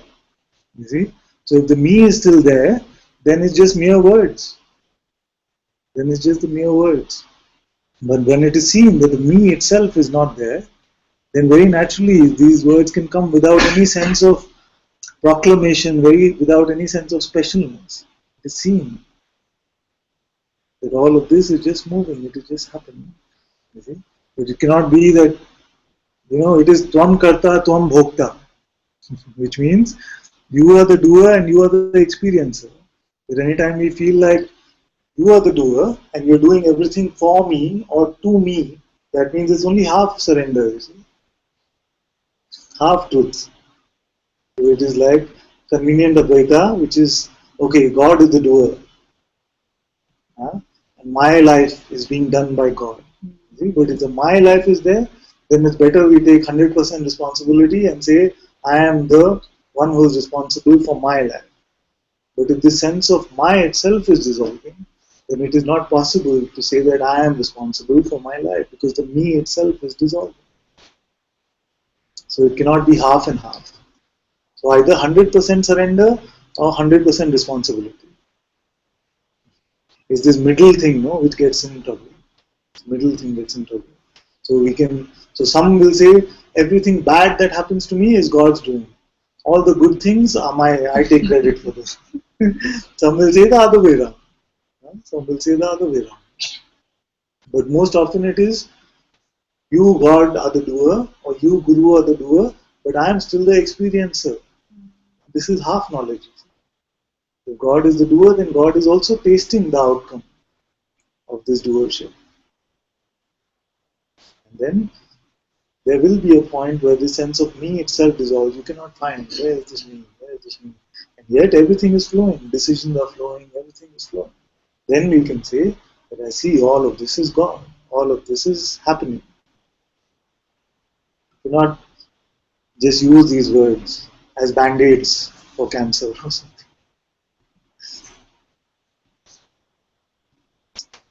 Very good that you shared this. Yes, because it's very prevalent like this. Very prevalent like this. Oh, I'm spiritual now. I'm not the doer. You see, God takes care of my life. It's just arrogance. Just arrogance. God takes care of my life. Oh, the me is still here.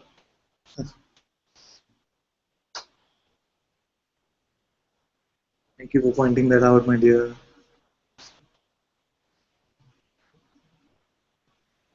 I'm not so good with I'm not so good with words. I wanted to. I It was more. It was so beautifully, and what you said is absolutely beautiful, and I didn't mean it that beautifully. I mean that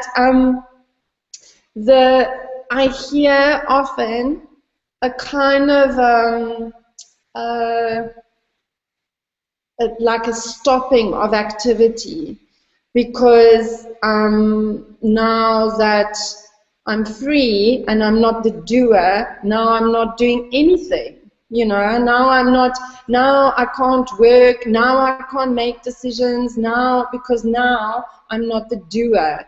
And I feel like that's a misunderstanding, because life carries on, and I feel like there's a lot of misunderstanding about what not being the doer is. It doesn't mean you don't do, It just means that the ownership is gone.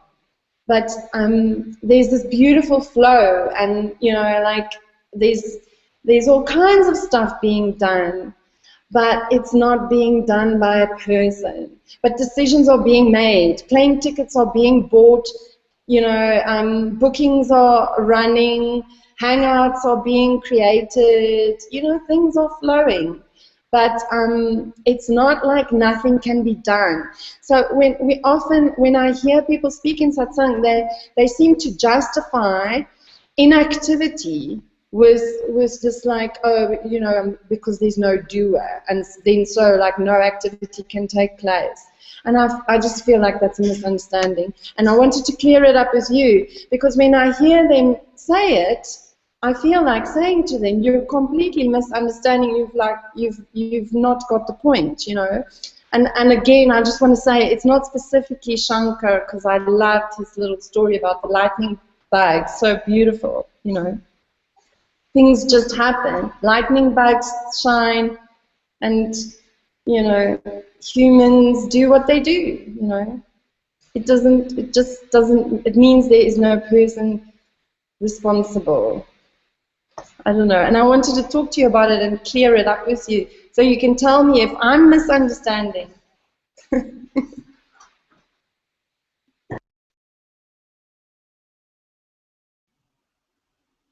Yes, yes, very good. She brought this up also because very often we feel when I say, okay, you are not the doer, therefore it means that I must not do anything. You see? Yeah? So I try to clarify many times in satsang actually, it's neither the doing nor the non-doing. Because to say that I'm not doing now is also a doership. And the ego gets stuck on that also. So that I'm spiritual now, so I will not do anything. That's also egoic, egoistic. Just this neutrality. Just this neutrality. If I'm not doing the not doing also. You know what I mean? If I see that there is no one here to do, then there is no one here to not do also. All is just flowing. It is just flowing. As long as there seems still this sense of there's a me to not do something, then that me might as well do something. You might as well inquire at least. That's what Bhagavan also says, no? That if there's a sense that there is still an inquirer, then the inquiry must continue. So very quickly you can hear these things that you are not the doer, okay, I don't need to inquire anymore. But the sense of the inquirer still remains. And the one who decided, okay, I don't need to do anything anymore. So as long as there's this sense that I am still here deciding to not do something, it is better that you do the inquiry. It is better that you do. See what I'm saying? And when the sense of this inquirer itself, the doer itself vanishes, then you see that everything is moving on its own. It's moving on its own, neither doing nor not doing. The not doing itself becomes a crutch for the doership. You see, is it making sense what I'm saying? Because this can be a very common trick. Like, who's here even to do the inquiry? Who's speaking? That one. That one should do the inquiries.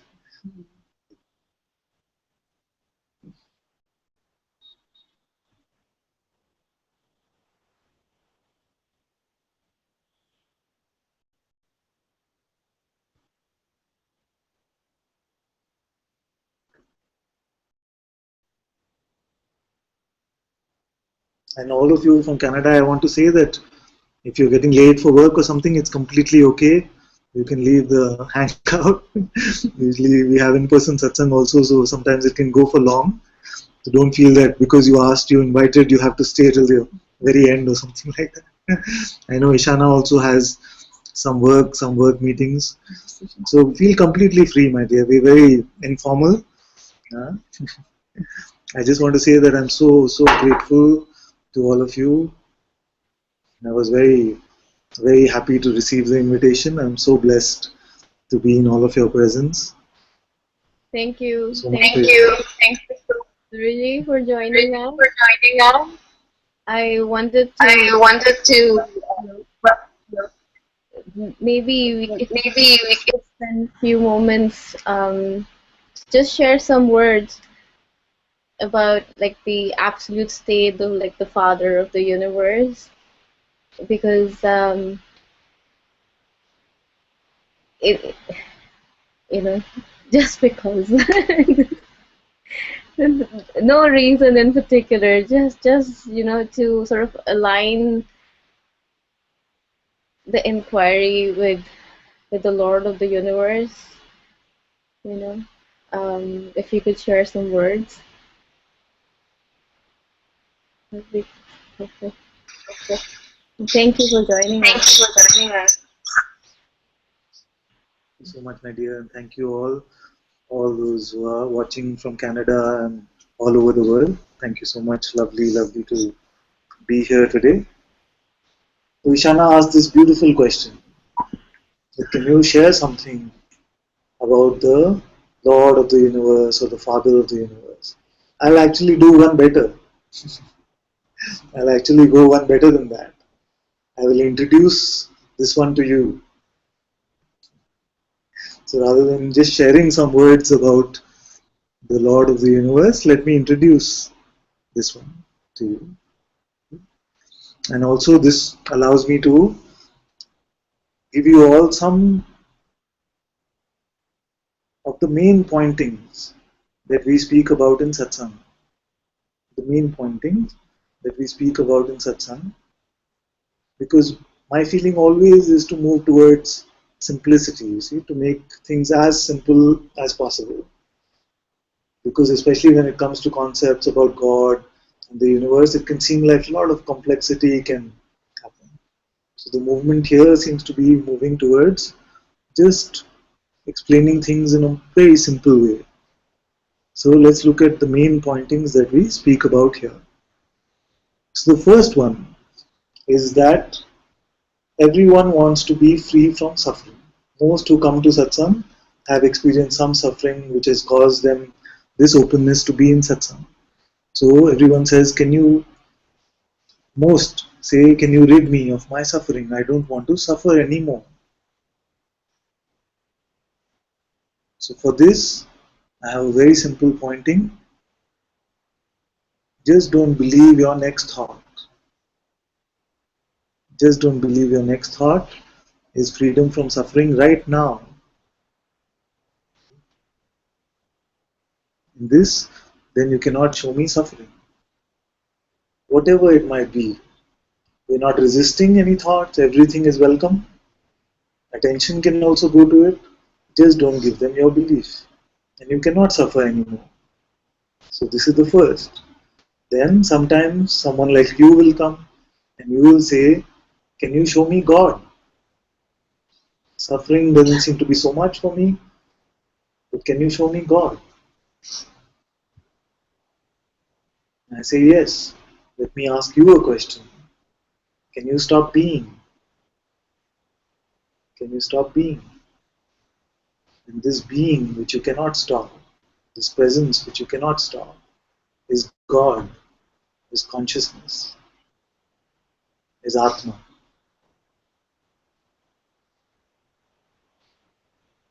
And then some of you might say, yes, but can you show me the absolute, the Father of God also, the Father of the universe? So when this kind of question comes, the answer will astound you in its simplicity. Because for that also we have a simple pointing. Are you aware now? And you see, yes, I am aware. This is awareness, being aware of awareness itself. This is your only non-phenomenal experiencing. Even the presence of God, you can say, was a phenomenal experiencing. I can feel the presence. You see? But awareness, being aware of awareness, is the absolute being aware of itself. So when you say, am I aware now? This simple pointing is the most direct. Awareness, being aware of awareness. No phenomena is seen to confirm this. We already know I am aware. No concept, no book, no scripture, nothing. See? And this awareness itself is aware of the presence of God and is aware of the absence of God also in deep sleep. There is not even the sense I am. So this is the most direct, yet the simplest, simpler than simpler way to experience the absolute for yourself, as yourself.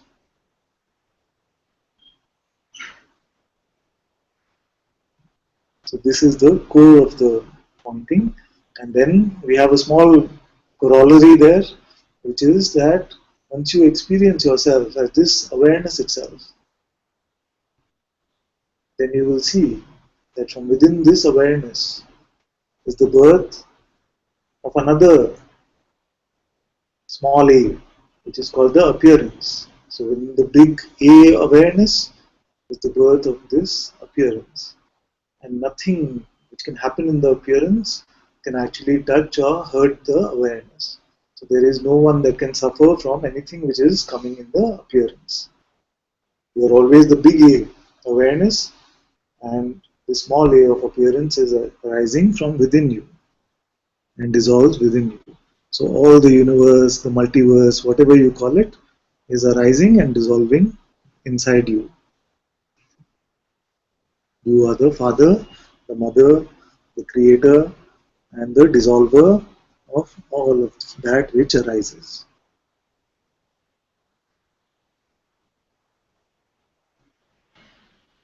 Thank you. Thank you. I think I'll just skip my meeting now. I'll just stay here with you at your feet. I'll just call in sick.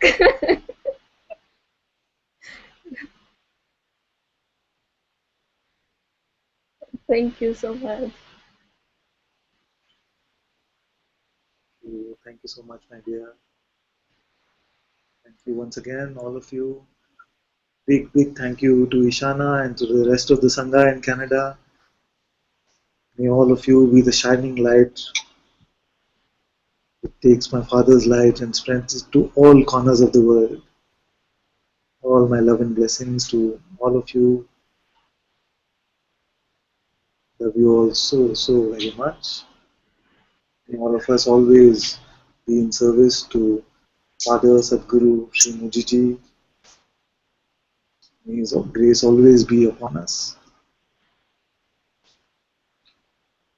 So much love to all of you.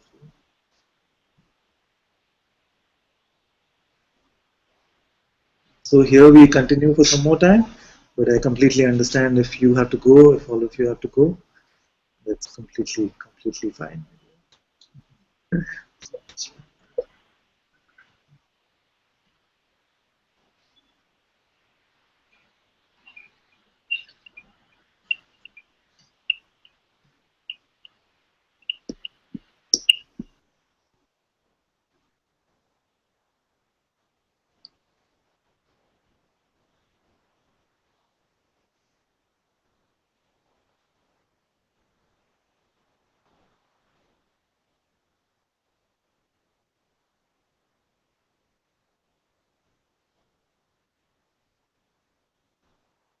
What's the time now? 7? Where's my alarm?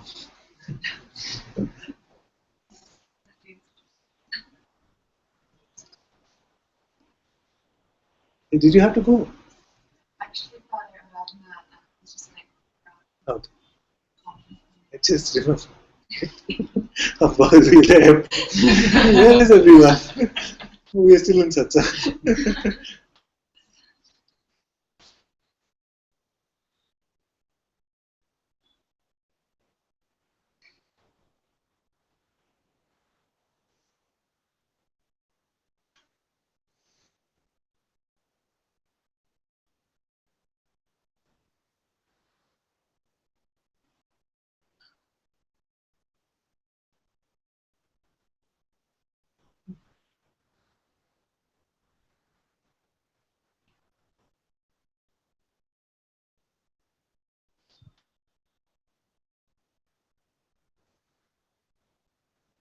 So we have some more lights. We can put some on.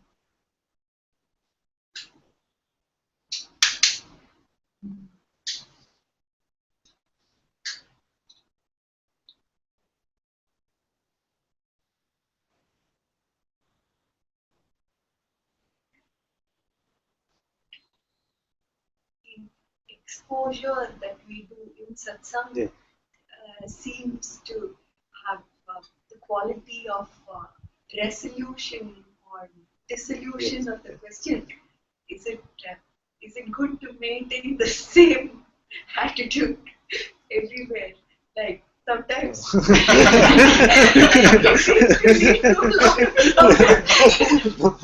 I wouldn't advise that. That's why we have satsang every day.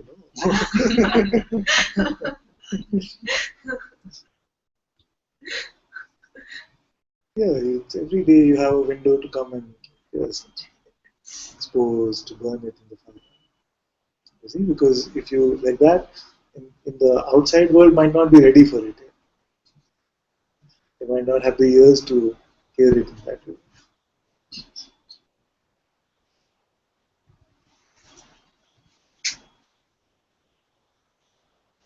Father, I wanted to share Yeah. my experience. I was just 3 months ago, it was like sitting in Kailash. Suddenly, I had to go to a new job and things changed so dramatically. I was from Kailash, you've been put in Sahara. So, there's no time for satsang, no space for satsang. There's no internet at home. And work, my boss said, do this, get this, involve yourself in this also. And all around, all the appearances that are happening are like hardcore materialistic, appearances that you have to succeed in life and this and that. There's a lot of That's why you look a little dazed.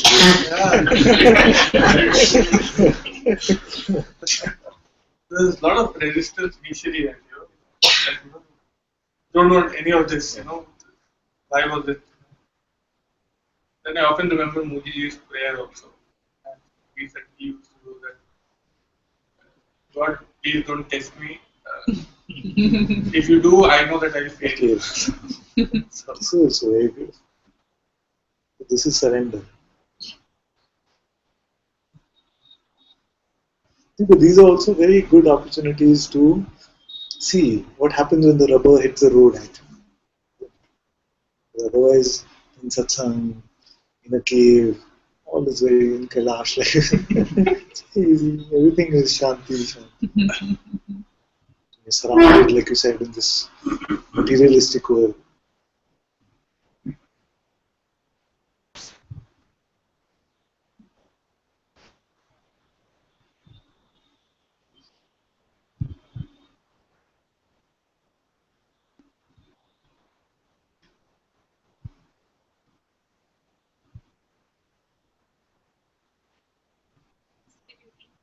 Yes.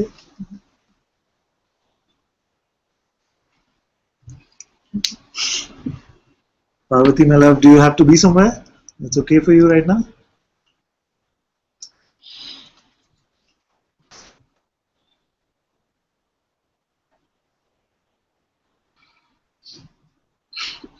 This one has this perfect groove. I don't know whether she likes me saying it or not, but there's this groove on her skull. Just my hand fits perfectly into it. It's just as if it is meant for this hand to fit. You see?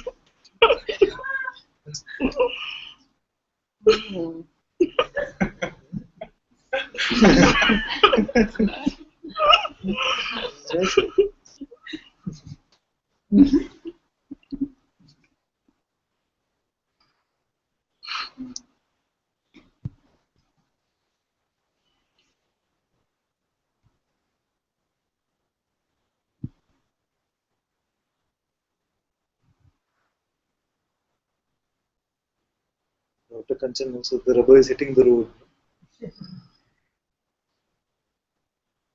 It's like there's something strong. Where is all this? And where is Satsang and where is all this? It can seem like it's like two different worlds. There's not even a window kind of reverse back. So many things happening. And also a lot of irritation started coming up because of that. I was thinking, I don't think anger will touch me again. Yes,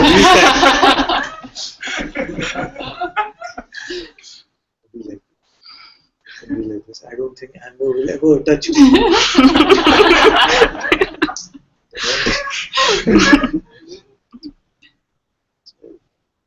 So life is so beautiful, constantly showing the mirror to us. Whether we like to, whatever we believe about us, let me show you. So it's like Ramdas, no? Not our Ramdas, but Neem Karoli Baba's Ramdas, who said, if you feel you're free, spend a weekend with your family.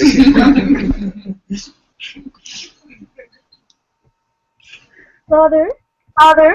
Yes, my dear. Hello. Hi. Hi. I thought to I thought if you could mute my mic, maybe. Thank you. Just to speak to say how amazing everything is here without any decisions consciously being made.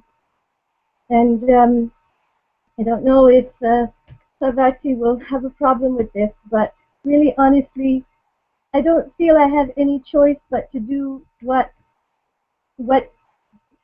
I feel to do. If I decide, the decision, it's like going through the motions. It's not even, it's not something I can help. I can't help it if I decide, and I can't help it if I don't decide. It seems like that. But there's just this sense of total amazement. Because right now, and I don't know where that comes from, it's certainly not awareness because it's neutral, but there is this constant like, what, how did that happen? What's going on? I don't know. I don't know what to expect from one minute to the next. It's just, and sometimes, you know, there's a little nervousness about, well, what if that goes wrong because I did that? But then it's just automatically dropped because it's seen that whatever happens is it's just happening. And these weird coincidences happen out of the blue that just are unexplainable. They just don't have any. And I'll give you a quick example. My daughter is in British Columbia now. She went with friends with very little money, and she's already spent half of it. It's only been 2 weeks or 3 weeks. So she's in a place right now in her tent. It's very hot. She's sick, actually, right at the moment. So she's having difficulty breathing when it's so hot. And she needs a place to stay, a place to take a break. And I'm staying in Quebec. I don't even have a home anymore, really. But in the moment, I'm in this little guest house, or it's called an auberge here for youth hostel. And I met a young girl from Korea who happened to, before coming here, she was staying in a place called Golden in British Columbia. Now that happens to be where my daughter is right now. And she told me that she stayed in this really nice place, free. She got room and board. All she had to do is a little work, helping out around cleaning up, making beds. So my daughter called me or texted me last night, and she gave me this scenario about being sick, being hot, wanting to stay in a bed, a real bed, and she's running out of money. And so now I'm texting her back saying, check out this place, which is just, I mean, I didn't know how to help her when she first was telling me all this. I'm so far away. I can't send her any money really because I don't have that much. But she, and now this opportunity is here, and it just came like that. There was nothing I did. Okay, I'm communicating it to her, but so anyway, it's just all amazing. I can't figure anything out. And if it was up to me to decide things, well, I don't think things would go this way, and I wouldn't be amazed. I would just be, oh yeah, well, of course that makes sense. Whatever happens makes sense because I knew this and this and this would happen. But I don't know anything. And it's all so beautiful. My life is in your hands, and I feel very safe there. Now, when I say I feel safe, I know that's kind of referring to a person, but I guess it just means there's a trust that, okay, even if there's a lot of nervousness and stress and maybe uncertainty about what might happen, I'm just letting it. Yeah.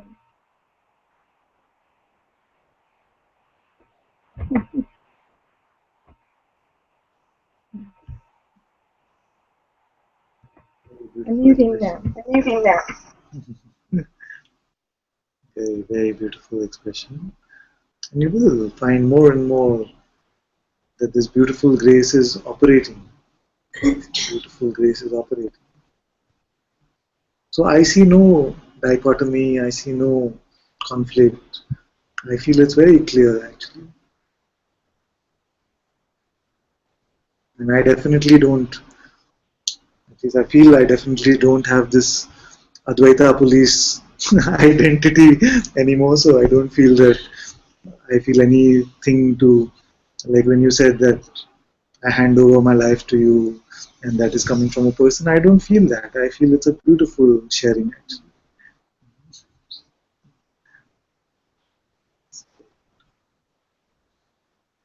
I love you so much.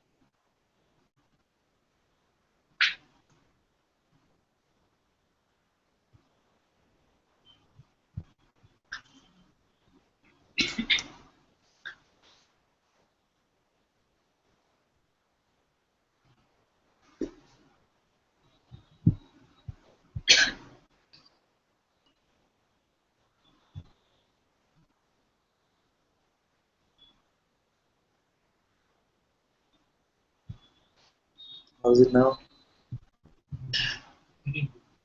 No, I was asking him. Kapil. Very good.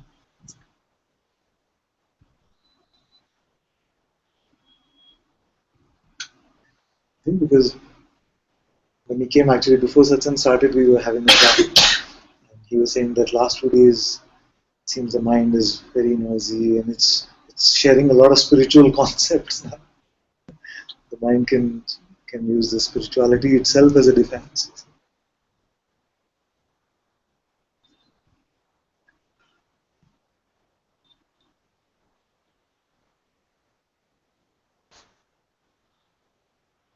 You still feel it's not your experience, whatever we were sharing? Zero.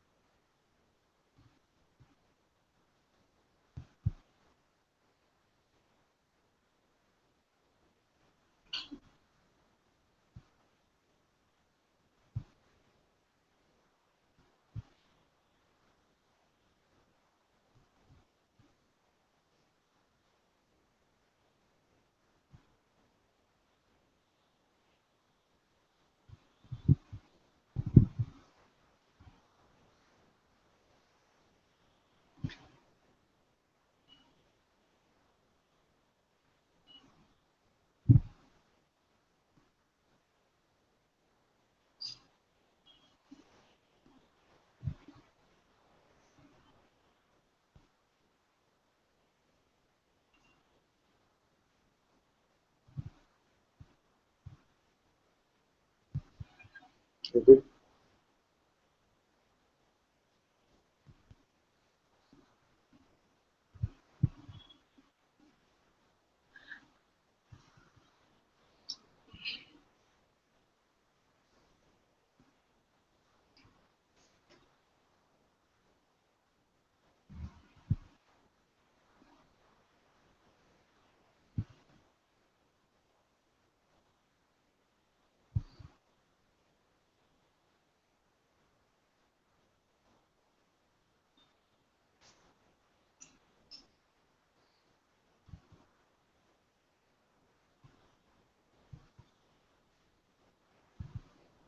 You want to say yes? You can. Say that when the Kailash days were active, I went to see Moody and said that it's very beautiful and a lot of burning is there, but there's also a lot of place. I have only one request to make to you. Please increase the fire. You said like that.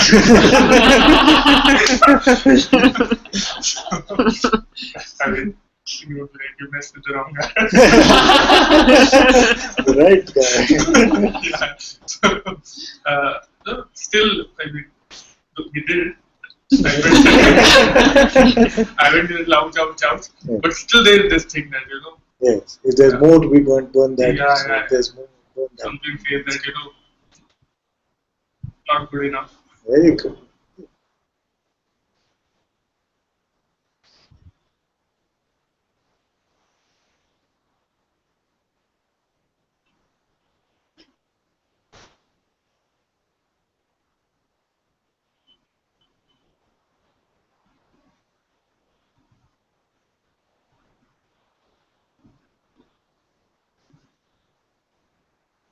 A good man.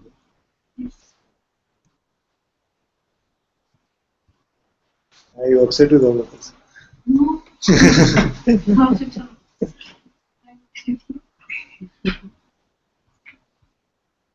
don't know what I'm doing. I'm just,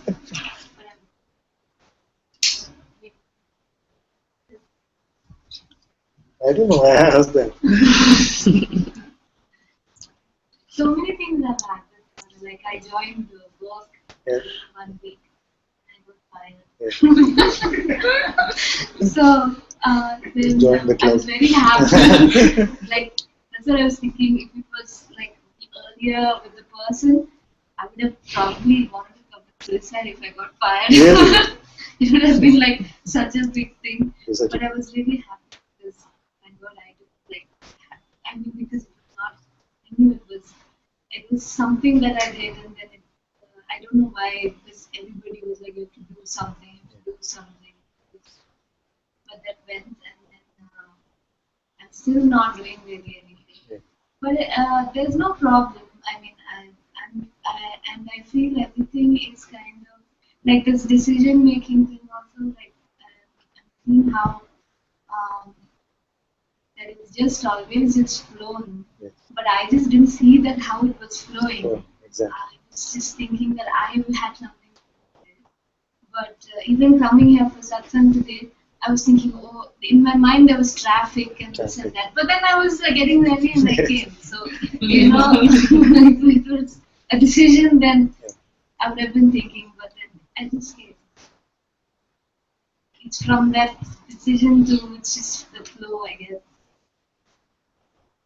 Yes, I remember like this. It used to happen that, and Mujiji had satsang in Tiruvannamalai. Then we would go on Friday. So Friday morning itself, we have to go this weekend. So much traffic. It's not easy. All this would play, but still, everything was preparing towards the moment to go. This guy just keeps talking. It doesn't matter. It doesn't matter.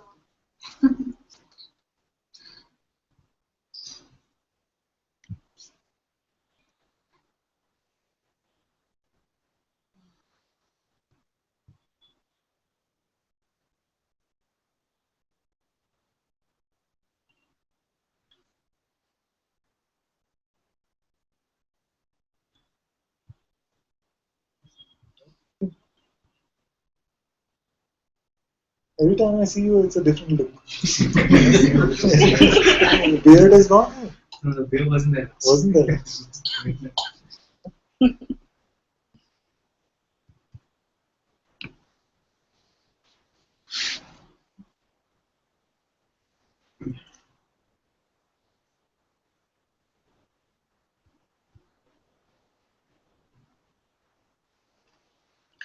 Oh, Mary said, Father, this body has been in bed on its back due to an incident for 6 months now, not knowing whether this will change.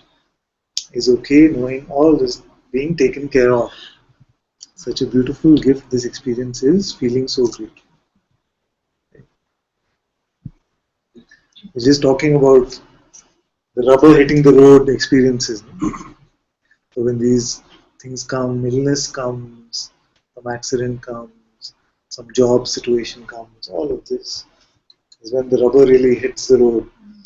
And we see whether it was all just concept for us, all just concepts which got thrown out the window as soon as the situation comes, or is it really percolating? Is it truly something which is seen now? This is very good. Then we realize that even though the most horrendous, horrific seeming situations come, we can still see that the universe makes no mistakes. And also, it has perfect timing. Because many times it feels like, why everything together? I know it's grace, but can you just space it out little? Aren't you overdoing the grace bit? Just slow it down. Then we see that it makes no mistakes and perfect timing.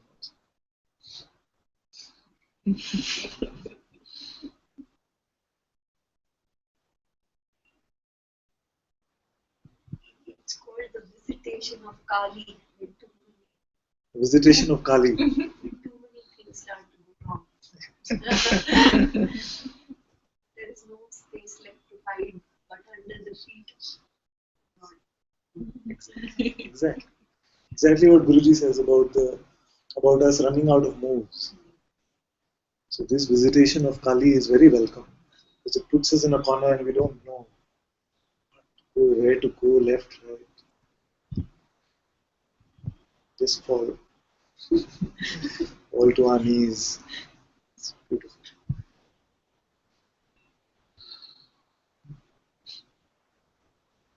When Kali comes like this, then everything is tested. You see all these feelings, I'm free now, I'm this, I'm that, everything gets thrown out of the window. Whatever is conceptual gets thrown out of the window very quickly. Because you cannot fight it with a concept. Really.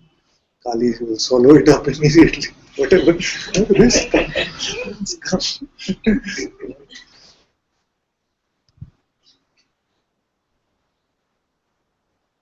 And then ultimately you will be able to also say that this Kali is appearing from within me and will dissolve within me. It's Kali itself. And that which witnesses Kali, and Kali does not witness me.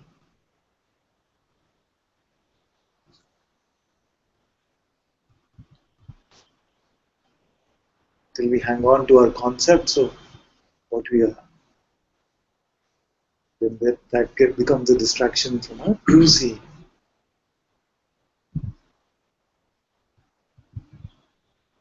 Then we come to the discovery that even Kali, strongest form. She's actually a group of our wrongest concepts that we hold. Yes.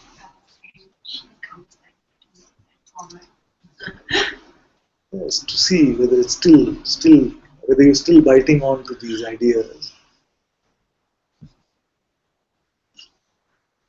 So just to have the concept I am God is not enough. It is just conceptual. But to see that what the I am which is here is God. As simple as that.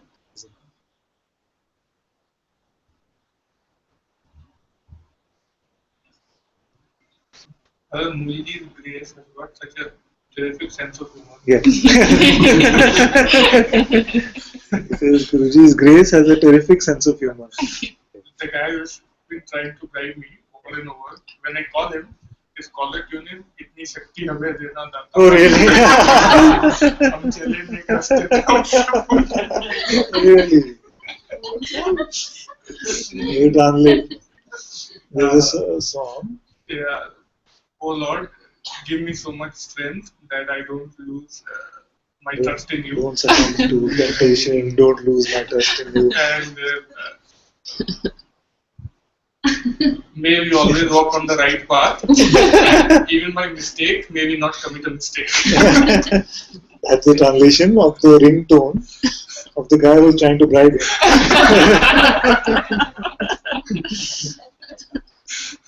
He has you at the other side to ensure that it's true. Yeah. Unbribable. Maybe you're the answer to that prayer.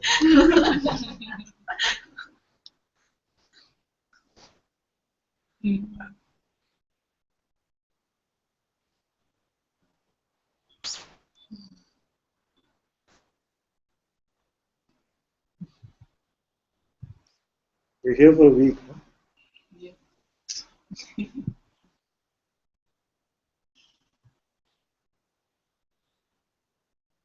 We leave tomorrow. Pakka? I don't want to.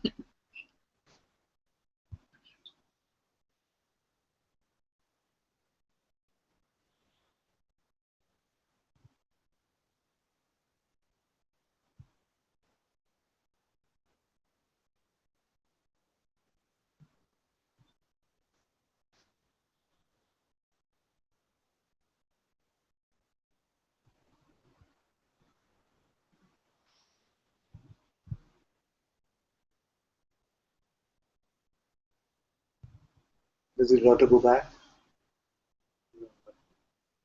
When did she go? She said, you said 10 days. Yeah. I'm free because she's sleeping over with friends. Oh. Today is okay. Sleep tonight. It's good you spend some time with her.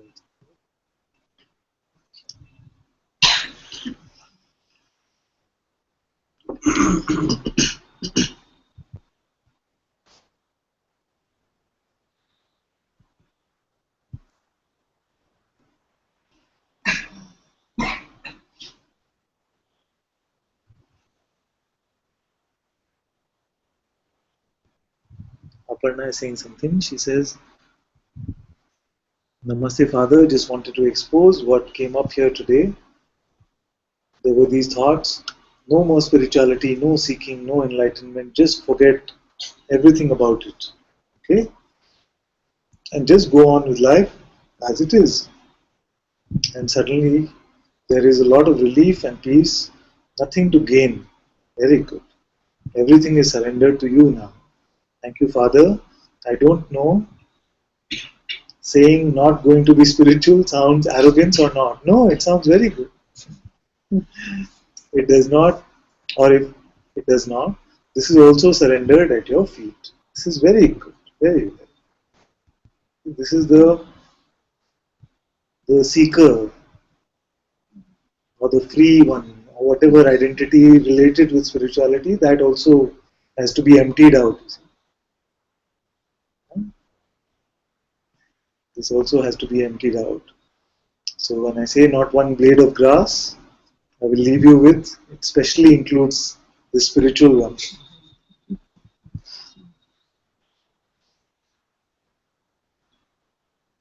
Very, very.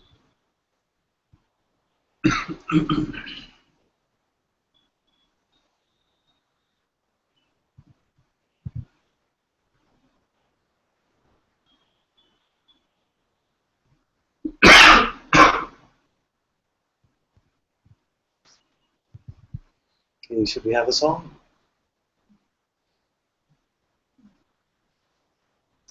We all sing.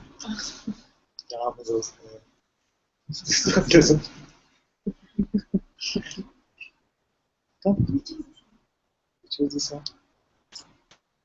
Which are the ones you recorded just now?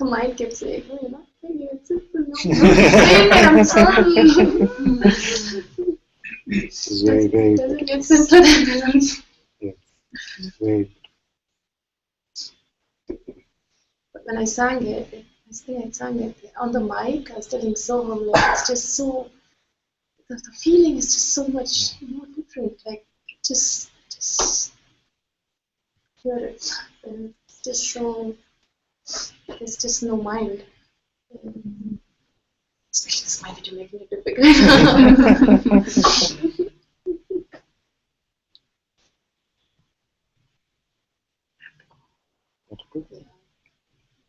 Just come soon.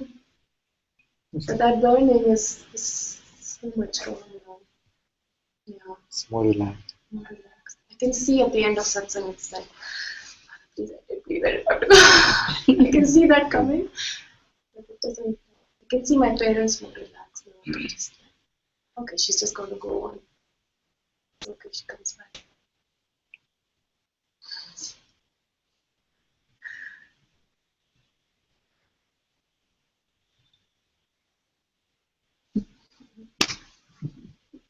Like, how is she here? I just saw her,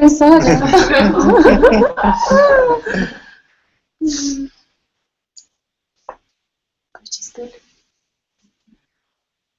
1 minute for 2 weeks, but I think it's fine. She came in 2 weeks back. I was doing my best for 2 weeks. Okay. So, I'm sure Guruji's very good.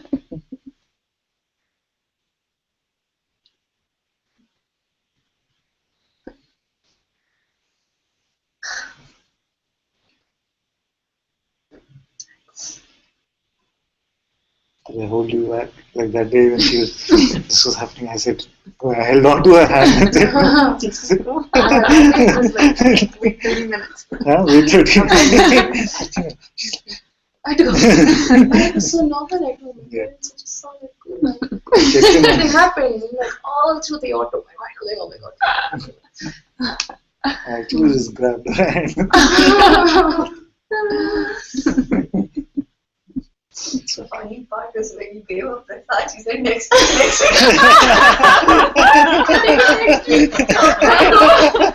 I didn't remember this week. I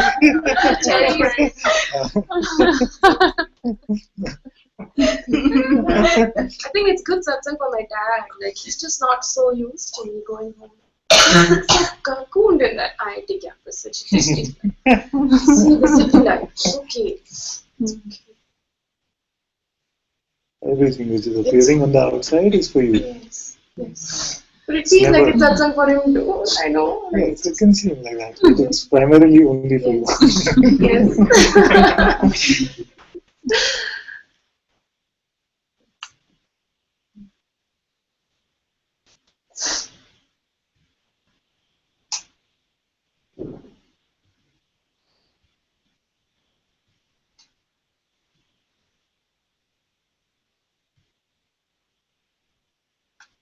Like she was saying about the decision making in the morning, Shine felt sick. Yeah.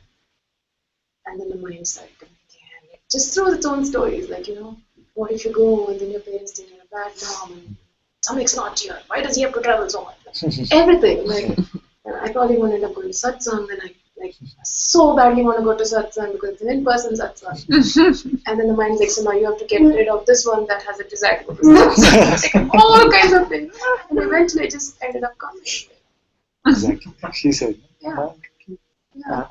It's such a funny story. Like, no, your parents didn't even think. My father's like, so when do you have to go today? But he didn't agree if you were going to try and bring him. I was, he said, I don't know. No. It's not moving that way. It's not moving that way. But I thought I would bring Cheyenne because when he's sick, he wants to be with me. His tummy is not good, so I said, no, I'm not.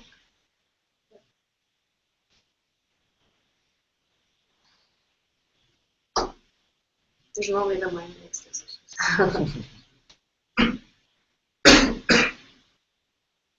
It's like, even for an hour, you could just go and come back home. You don't miss this. I stayed longer than I usually do, actually. Yeah. I just got to do it. But now I should go. I need your feet. Yeah.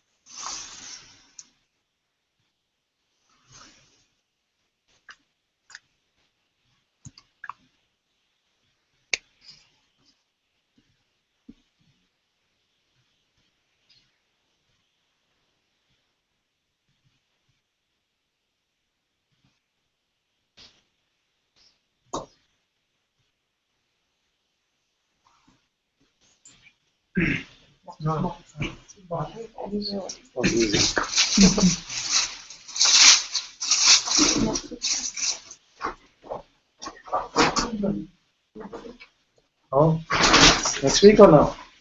Very, very, very hungry. Very hungry.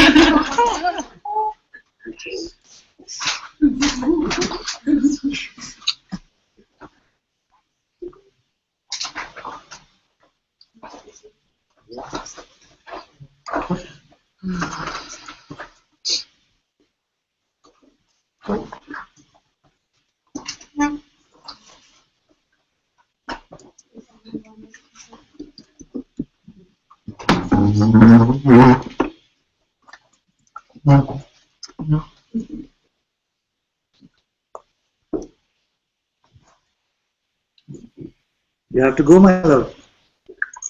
No, I want to talk to you about something. I'm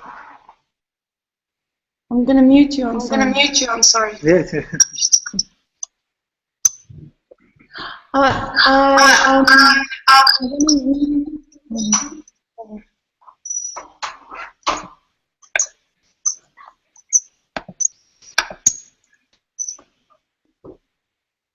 The bandwidth is struggling.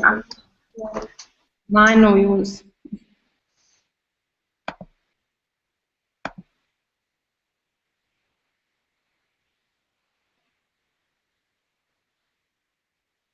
Doesn't want to mute. Are you on mute? Okay, I'm not hearing echo. So I'm going to speak. I've got very bad signal. But I want to talk to you because I know I should. I got very, very upset just now. But when Shanti said, oh, Parvati will have a problem with this, you know, because I feel like that's not what I was talking about. And it made me very sad straight away, you know, because she misunderstood what I was saying. And I had this like immediate reaction of like, which I have a lot, which is like it just, I got very upset, you know, and I just like, I feel like I want to run away from that, you know, and I want to check with you whether you think that that's a person.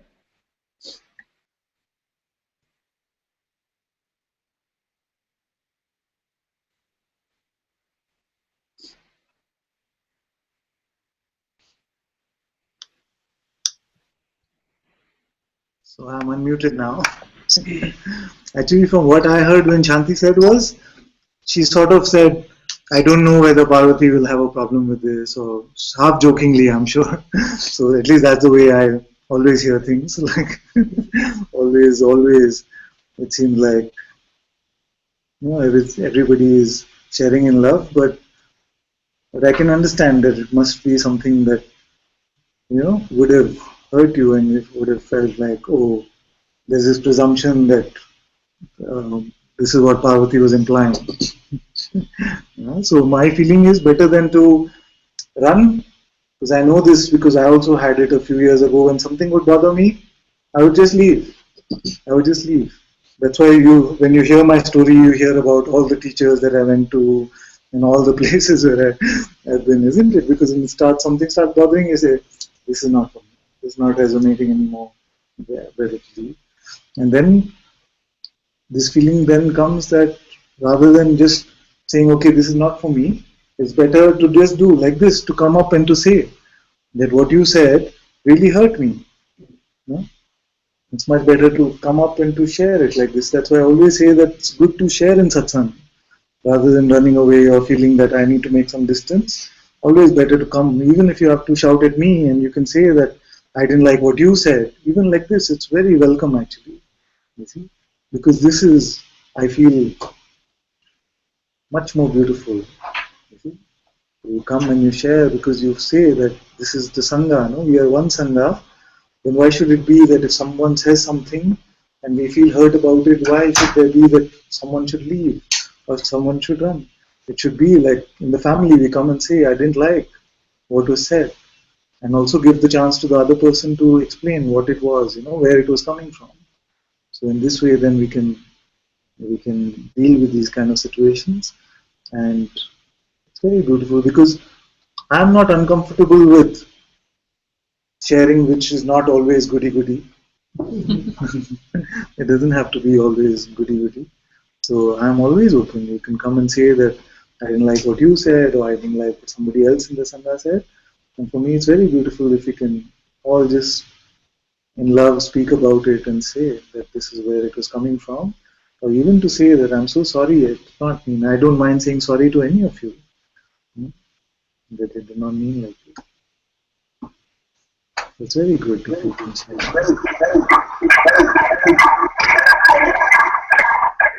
Can I say sorry? So, can you hear me? Yes? Okay. Parvati, I didn't have any meanness in that comment at all. I just was joking, like Father said, lightly, taking it lightly, not even thinking you were so serious yourself about it. I mean, or that there was a serious tone. So I'm sorry if it came across that way. It was just a very quick kind of comment that, because I was a little self-conscious if maybe I would come across the way that as one of those people that you talk to sometimes. So I'll be careful from now on. So sorry, my love. I love you.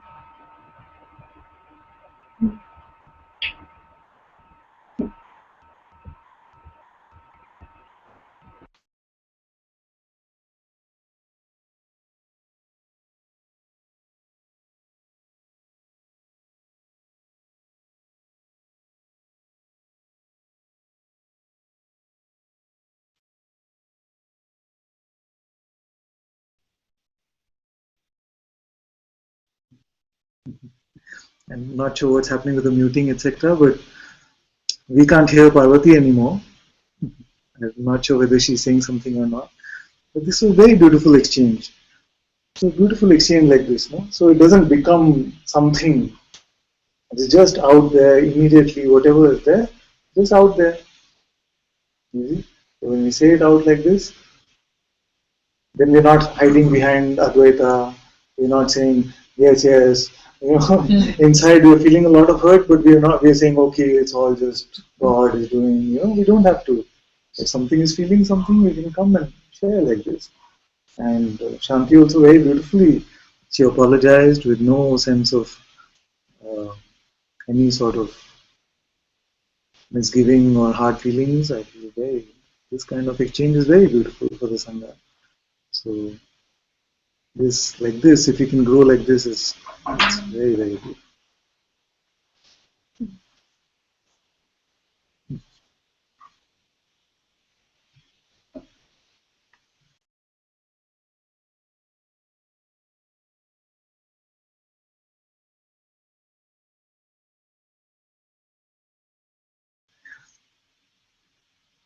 Huh?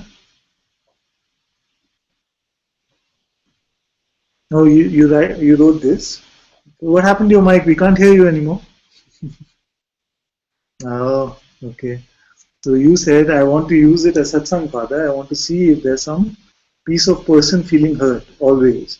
Or if it is, or if it can be pure. See, this momentary. Reactions can come, and there's no problem. There is nobody who does not have momentary reactions. There is nobody I have met, and I've met many masters, many sages. You see? So this feeling of getting hurt, even to you I said no the other day that one of the misconceptions about those who are free is that they don't have feelings anymore. Yeah, one of these misconceptions is like this. It's not true. I feel very strongly hurt sometimes. Yes, but it doesn't last. I cannot hold on to it. You see?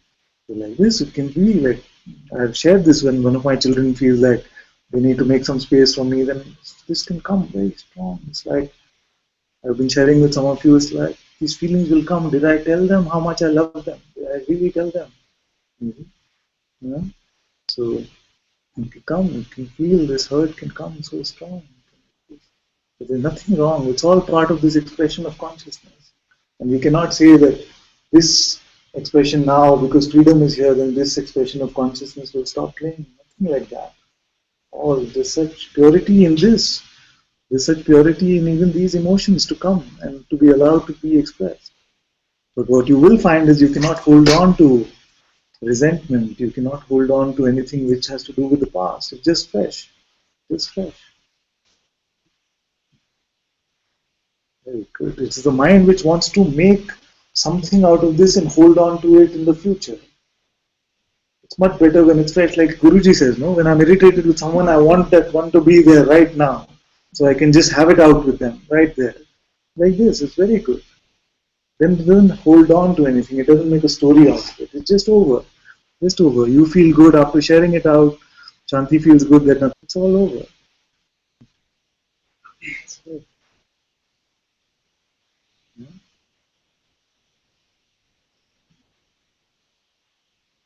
It doesn't say anything about our level of freedom or not freedom.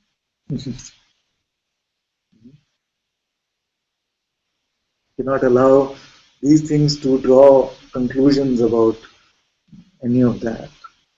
It will be such a meaningless, this robotic existence. It's not like the sages are leading a robotic existence where no emotion is coming. It's only all bliss. It's not like that. All is experience. When you taste food, the taste of the food is experience. Bitter is experience. Sweet is experience still. Same way, hurt is experience. Love is experience. It's very, very beautiful.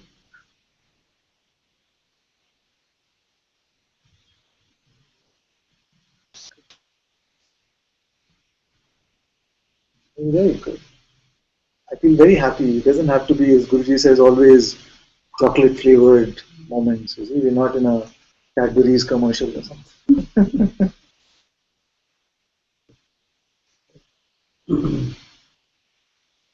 Okay, this calls for another song before we close today. Our lead singer is departed, but we have some. It's awesome. You can all sing. Hare Krishna. Yes. You start something. All of us will start. Okay. But the starting tune is not coming to me, otherwise I would have started already. Hare Krishna, Hare Krishna, Krishna Krishna, Hare Hare, Hare Rama, Hare Rama, Rama Hare Hare Krishna, Hare Krishna, Krishna Krishna, Hare Hare, Hare Rama, Hare Rama, Rama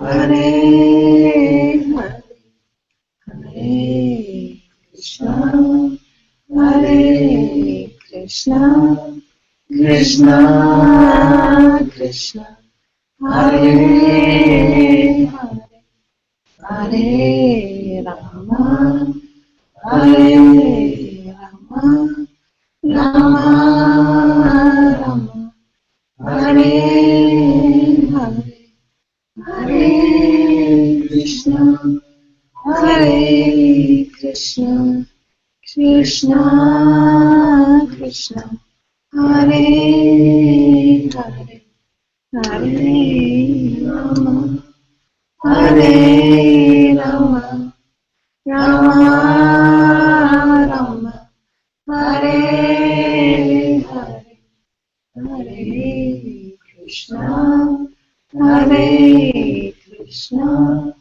Krishna Krishna, Hare Hare, Hare Rama, Hare Rama, Rama Rama, Hare Hare, Hare Krishna, Hare Krishna, Krishna Krishna, Hare Hare, Hare Rama, Rama Rama, Hare Hare.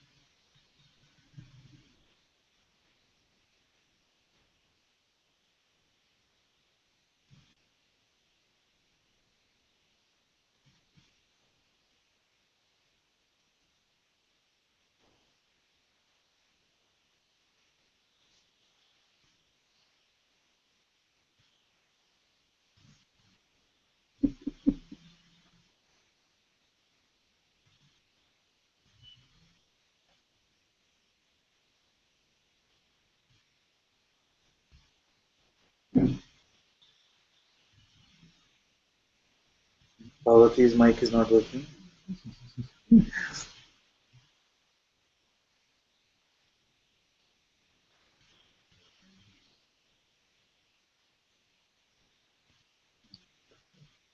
Thank you, Shanti, my love. Beautiful, beautiful sharing.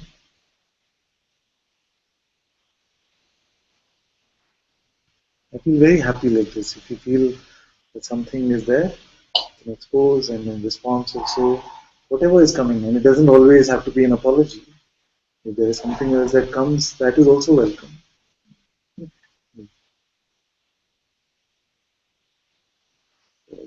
Very,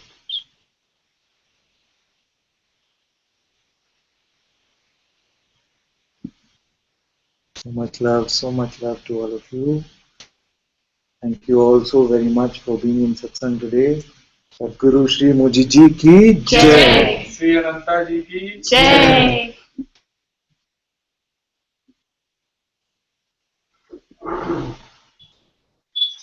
Jai. Jai Jai. Jai. Jai.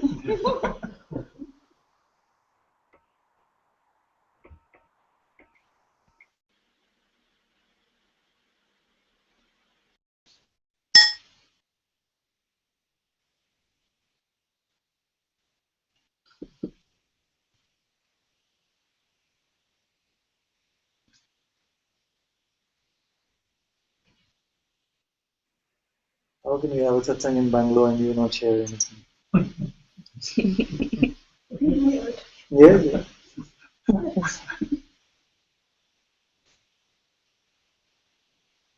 still bothering you a lot, this issue about? It's not like that. It's like a feeling of helplessness, and of course, I'm able to listen to the really helpful things to be at the last time. In the space, everything is happening. But again, when the attention goes to the problem, again, You know, just coincidentally, this morning, a lawyer came to my house by mistake, you won't believe. And they have a property doctor. So we'll speak to you about that. The satsang is.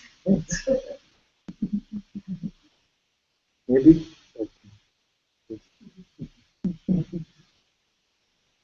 So today the whole talk was about decision making. What is the solution? Everything is hanging like this. Like that. You know what it is.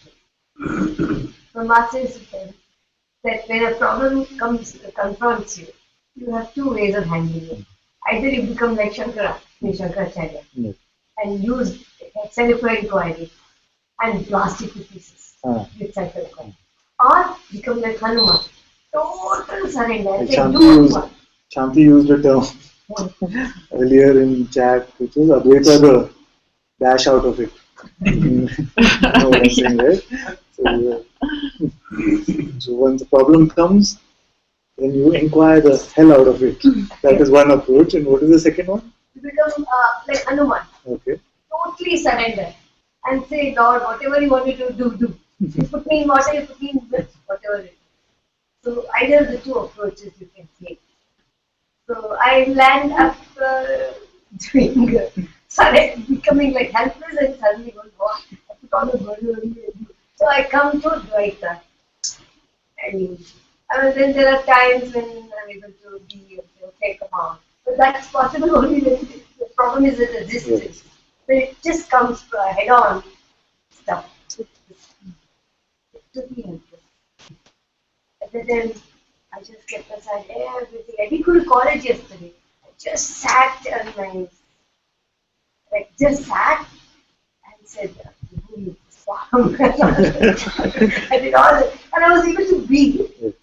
But then again the problem comes, now what are you going to do? It's very tough. Can I share something? Yes. Like this what to do thing has been going on, right? So I felt like this final thing also happened because what it was like, I knew something was going to keep coming up, and what it was trying to show me was I just had to be okay with not knowing what's going to happen. Just like if you cannot know it, exactly. You just can't. You have to surrender until people, because you can't. And you should be okay with not knowing whether what's going to happen, whether you're going to be something or not, whether you're going to be like not. You're absolutely right, because the one who wants to know what's going to happen is the mind. That's and it'll keep coming the up. expectations. See. I keep chewing. See now, drop it. And be in the now, here, now. Yeah, it's happening like that. And then I say, you see, remaining in the self, everything will iron out on its own. Okay, but again the mind comes back. What's going to happen? It's very tough because this swinging going on. Recognizing the swing also, but because the mind wants immediate solutions. And immediate solutions never come like that. Okay, now surrender, now at least solution. This mind is pretty tough. And I said, okay, now the test is, this is the test. No. I was thinking, oh, so nice. I'm able to breathe. Huh? So now I have understood. And then this test came. I said, okay, but God, this test me, no? I said, okay, so the test really came. Came back, test came. And I noticed one thing, that there is an amount of pulling out, there's an amount of I need to detach from it, look at it, look at this working of the mind, and say, don't believe the next time. Yeah, God, don't believe it. Don't believe it. If you pick it up, chop it.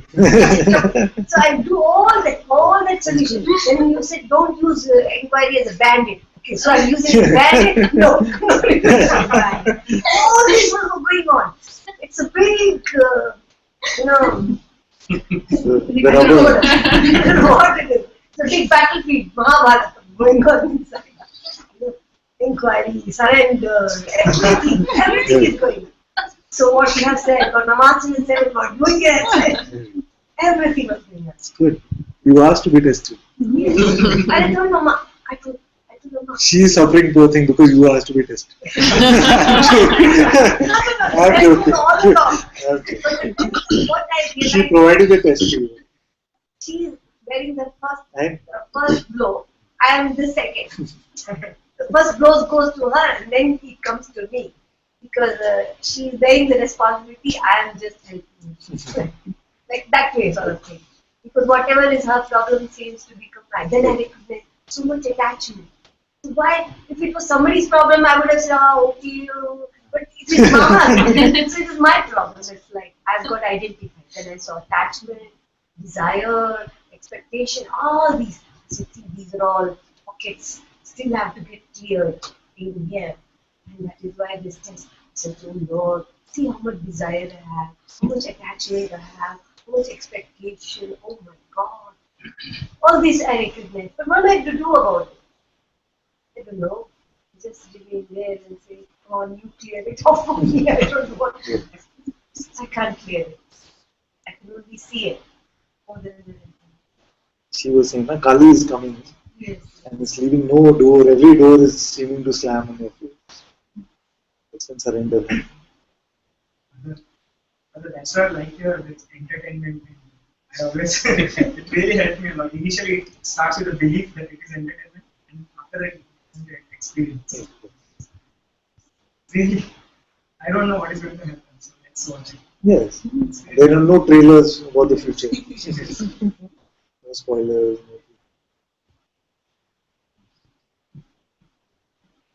Other also oscillation that happens. Very beautifully said those two ways to encounter become fearless and then become one. Strong oscillation happens. One moment like, yeah, bring it on, and next one day, oh, you brought it also.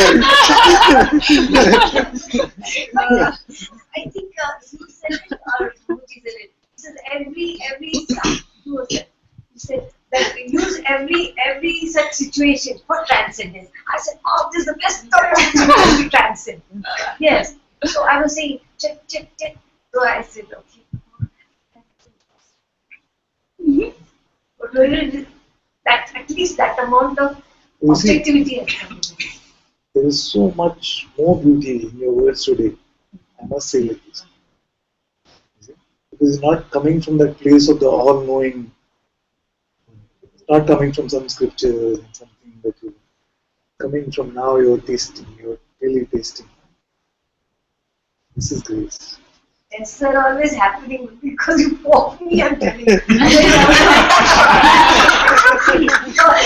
I was missing hearing her, it's like, how can we have in-person satsang and not hear Dr. Kanchan? And also I know it's bothering you, so I want you to I don't want to trouble anybody. Yesterday I came and disturbed you. No. So I said, come on, we should never discuss personal things. But this test is, it's been happening. One on the academic side also is happening. And I'm seeing the feelings, the feelings of sadness, emotion, all that coming. Like, who's feeling sad? Who's feeling this? The sadness also is observed. All that inquiry is going on. That part is going on. But that's my very personal. But this was hers and partly taken on because of attachment. I know it can be like this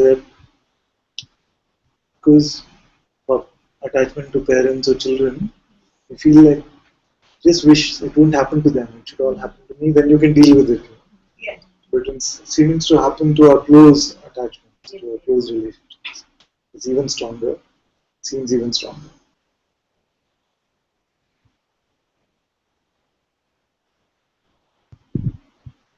So is a jnani dumb to the painful experiences of our loved ones? Yes? Is a jnani dumb to the painful experiences of our loved ones? No. Very much. Like I said, all emotions, all of this is still arising. This feeling of love, of wanting to protect, it still arises. But it doesn't become a story. It doesn't stay like that. The mind is always trying to make it into a story. Oh, this is what happened in my life. So just moment to moment, all So this. you are saying that in jnani also there is an expectation of improvement, No, of change. no, I didn't say that. I said that all these feelings are still emerging. Feelings of hurt, feelings of wanting to protect, protectiveness. All this is still arising. But nothing is storifying it. Saying this happened, this is what happening to me. All this is not happening. There's a beautiful incident in Ramana's life. Like we said earlier, it's not a robotic, hey, everything just appearance. Not like that. It is seen as all appearance, but even the feelings are coming. These feelings are still pulsating here. Sensation is still pulsating here. Nothing is running from them. We're tasting the moment.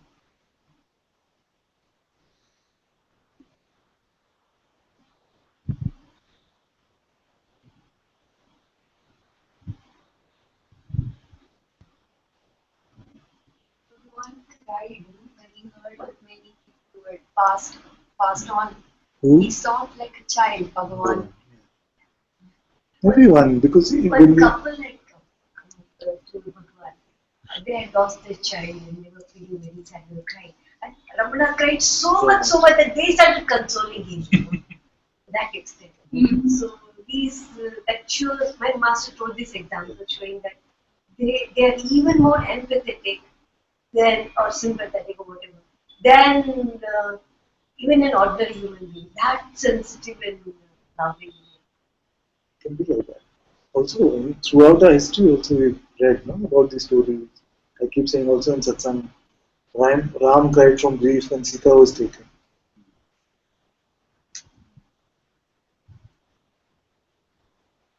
Okay, didn't we say bye quite some time ago?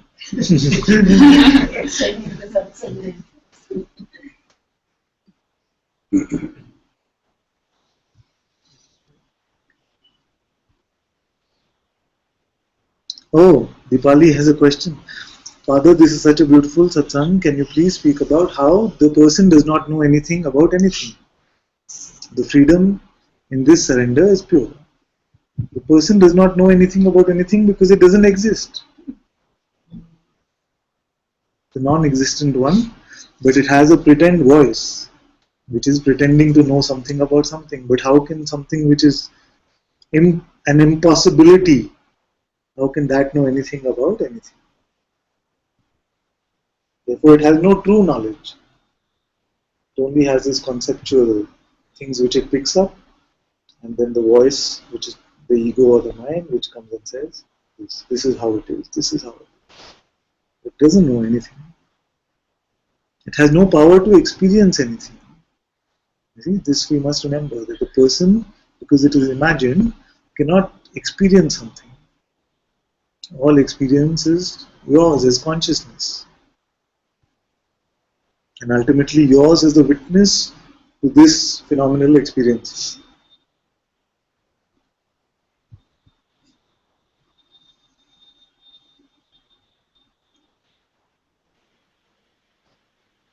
Thank you, Father. Thank you, Father. Thank you, my dear. There's a person not. Is it echoing? Is it echoing for you?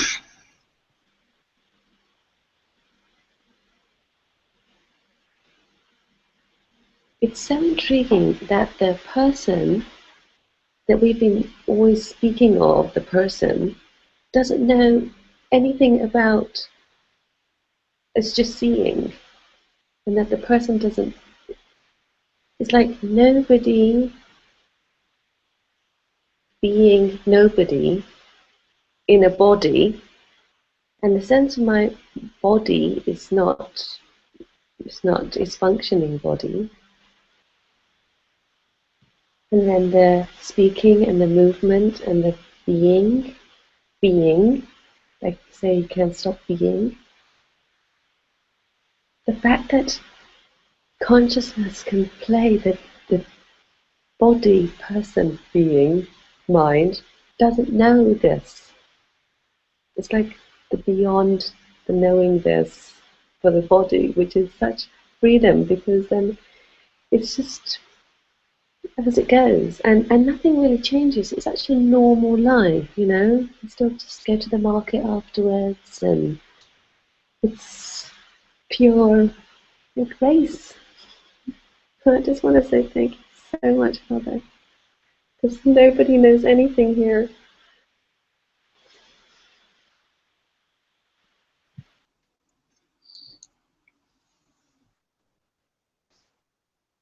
This nobody is not even in the body, because there's nobody to be in the body.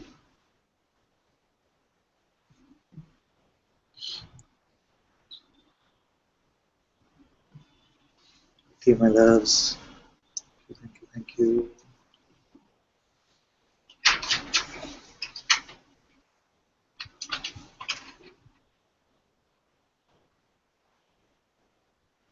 सतगुरु श्री मोजी जी की जय। Jai. Yay. Jai.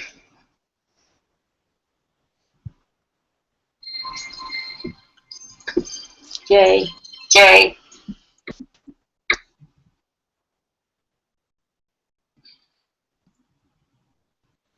Parvati, I don't see her anymore. She lost her audio now. Maybe this video is also gone. So I'm not sure how the broadcast will be turned off. Oh, she's there. Okay. Okay. But we can turn the broadcast off now, my dear. Jai Thank you so much Ananta. for moderating. Thank you so much for all your help with moderating today. Thank you for helping organize this.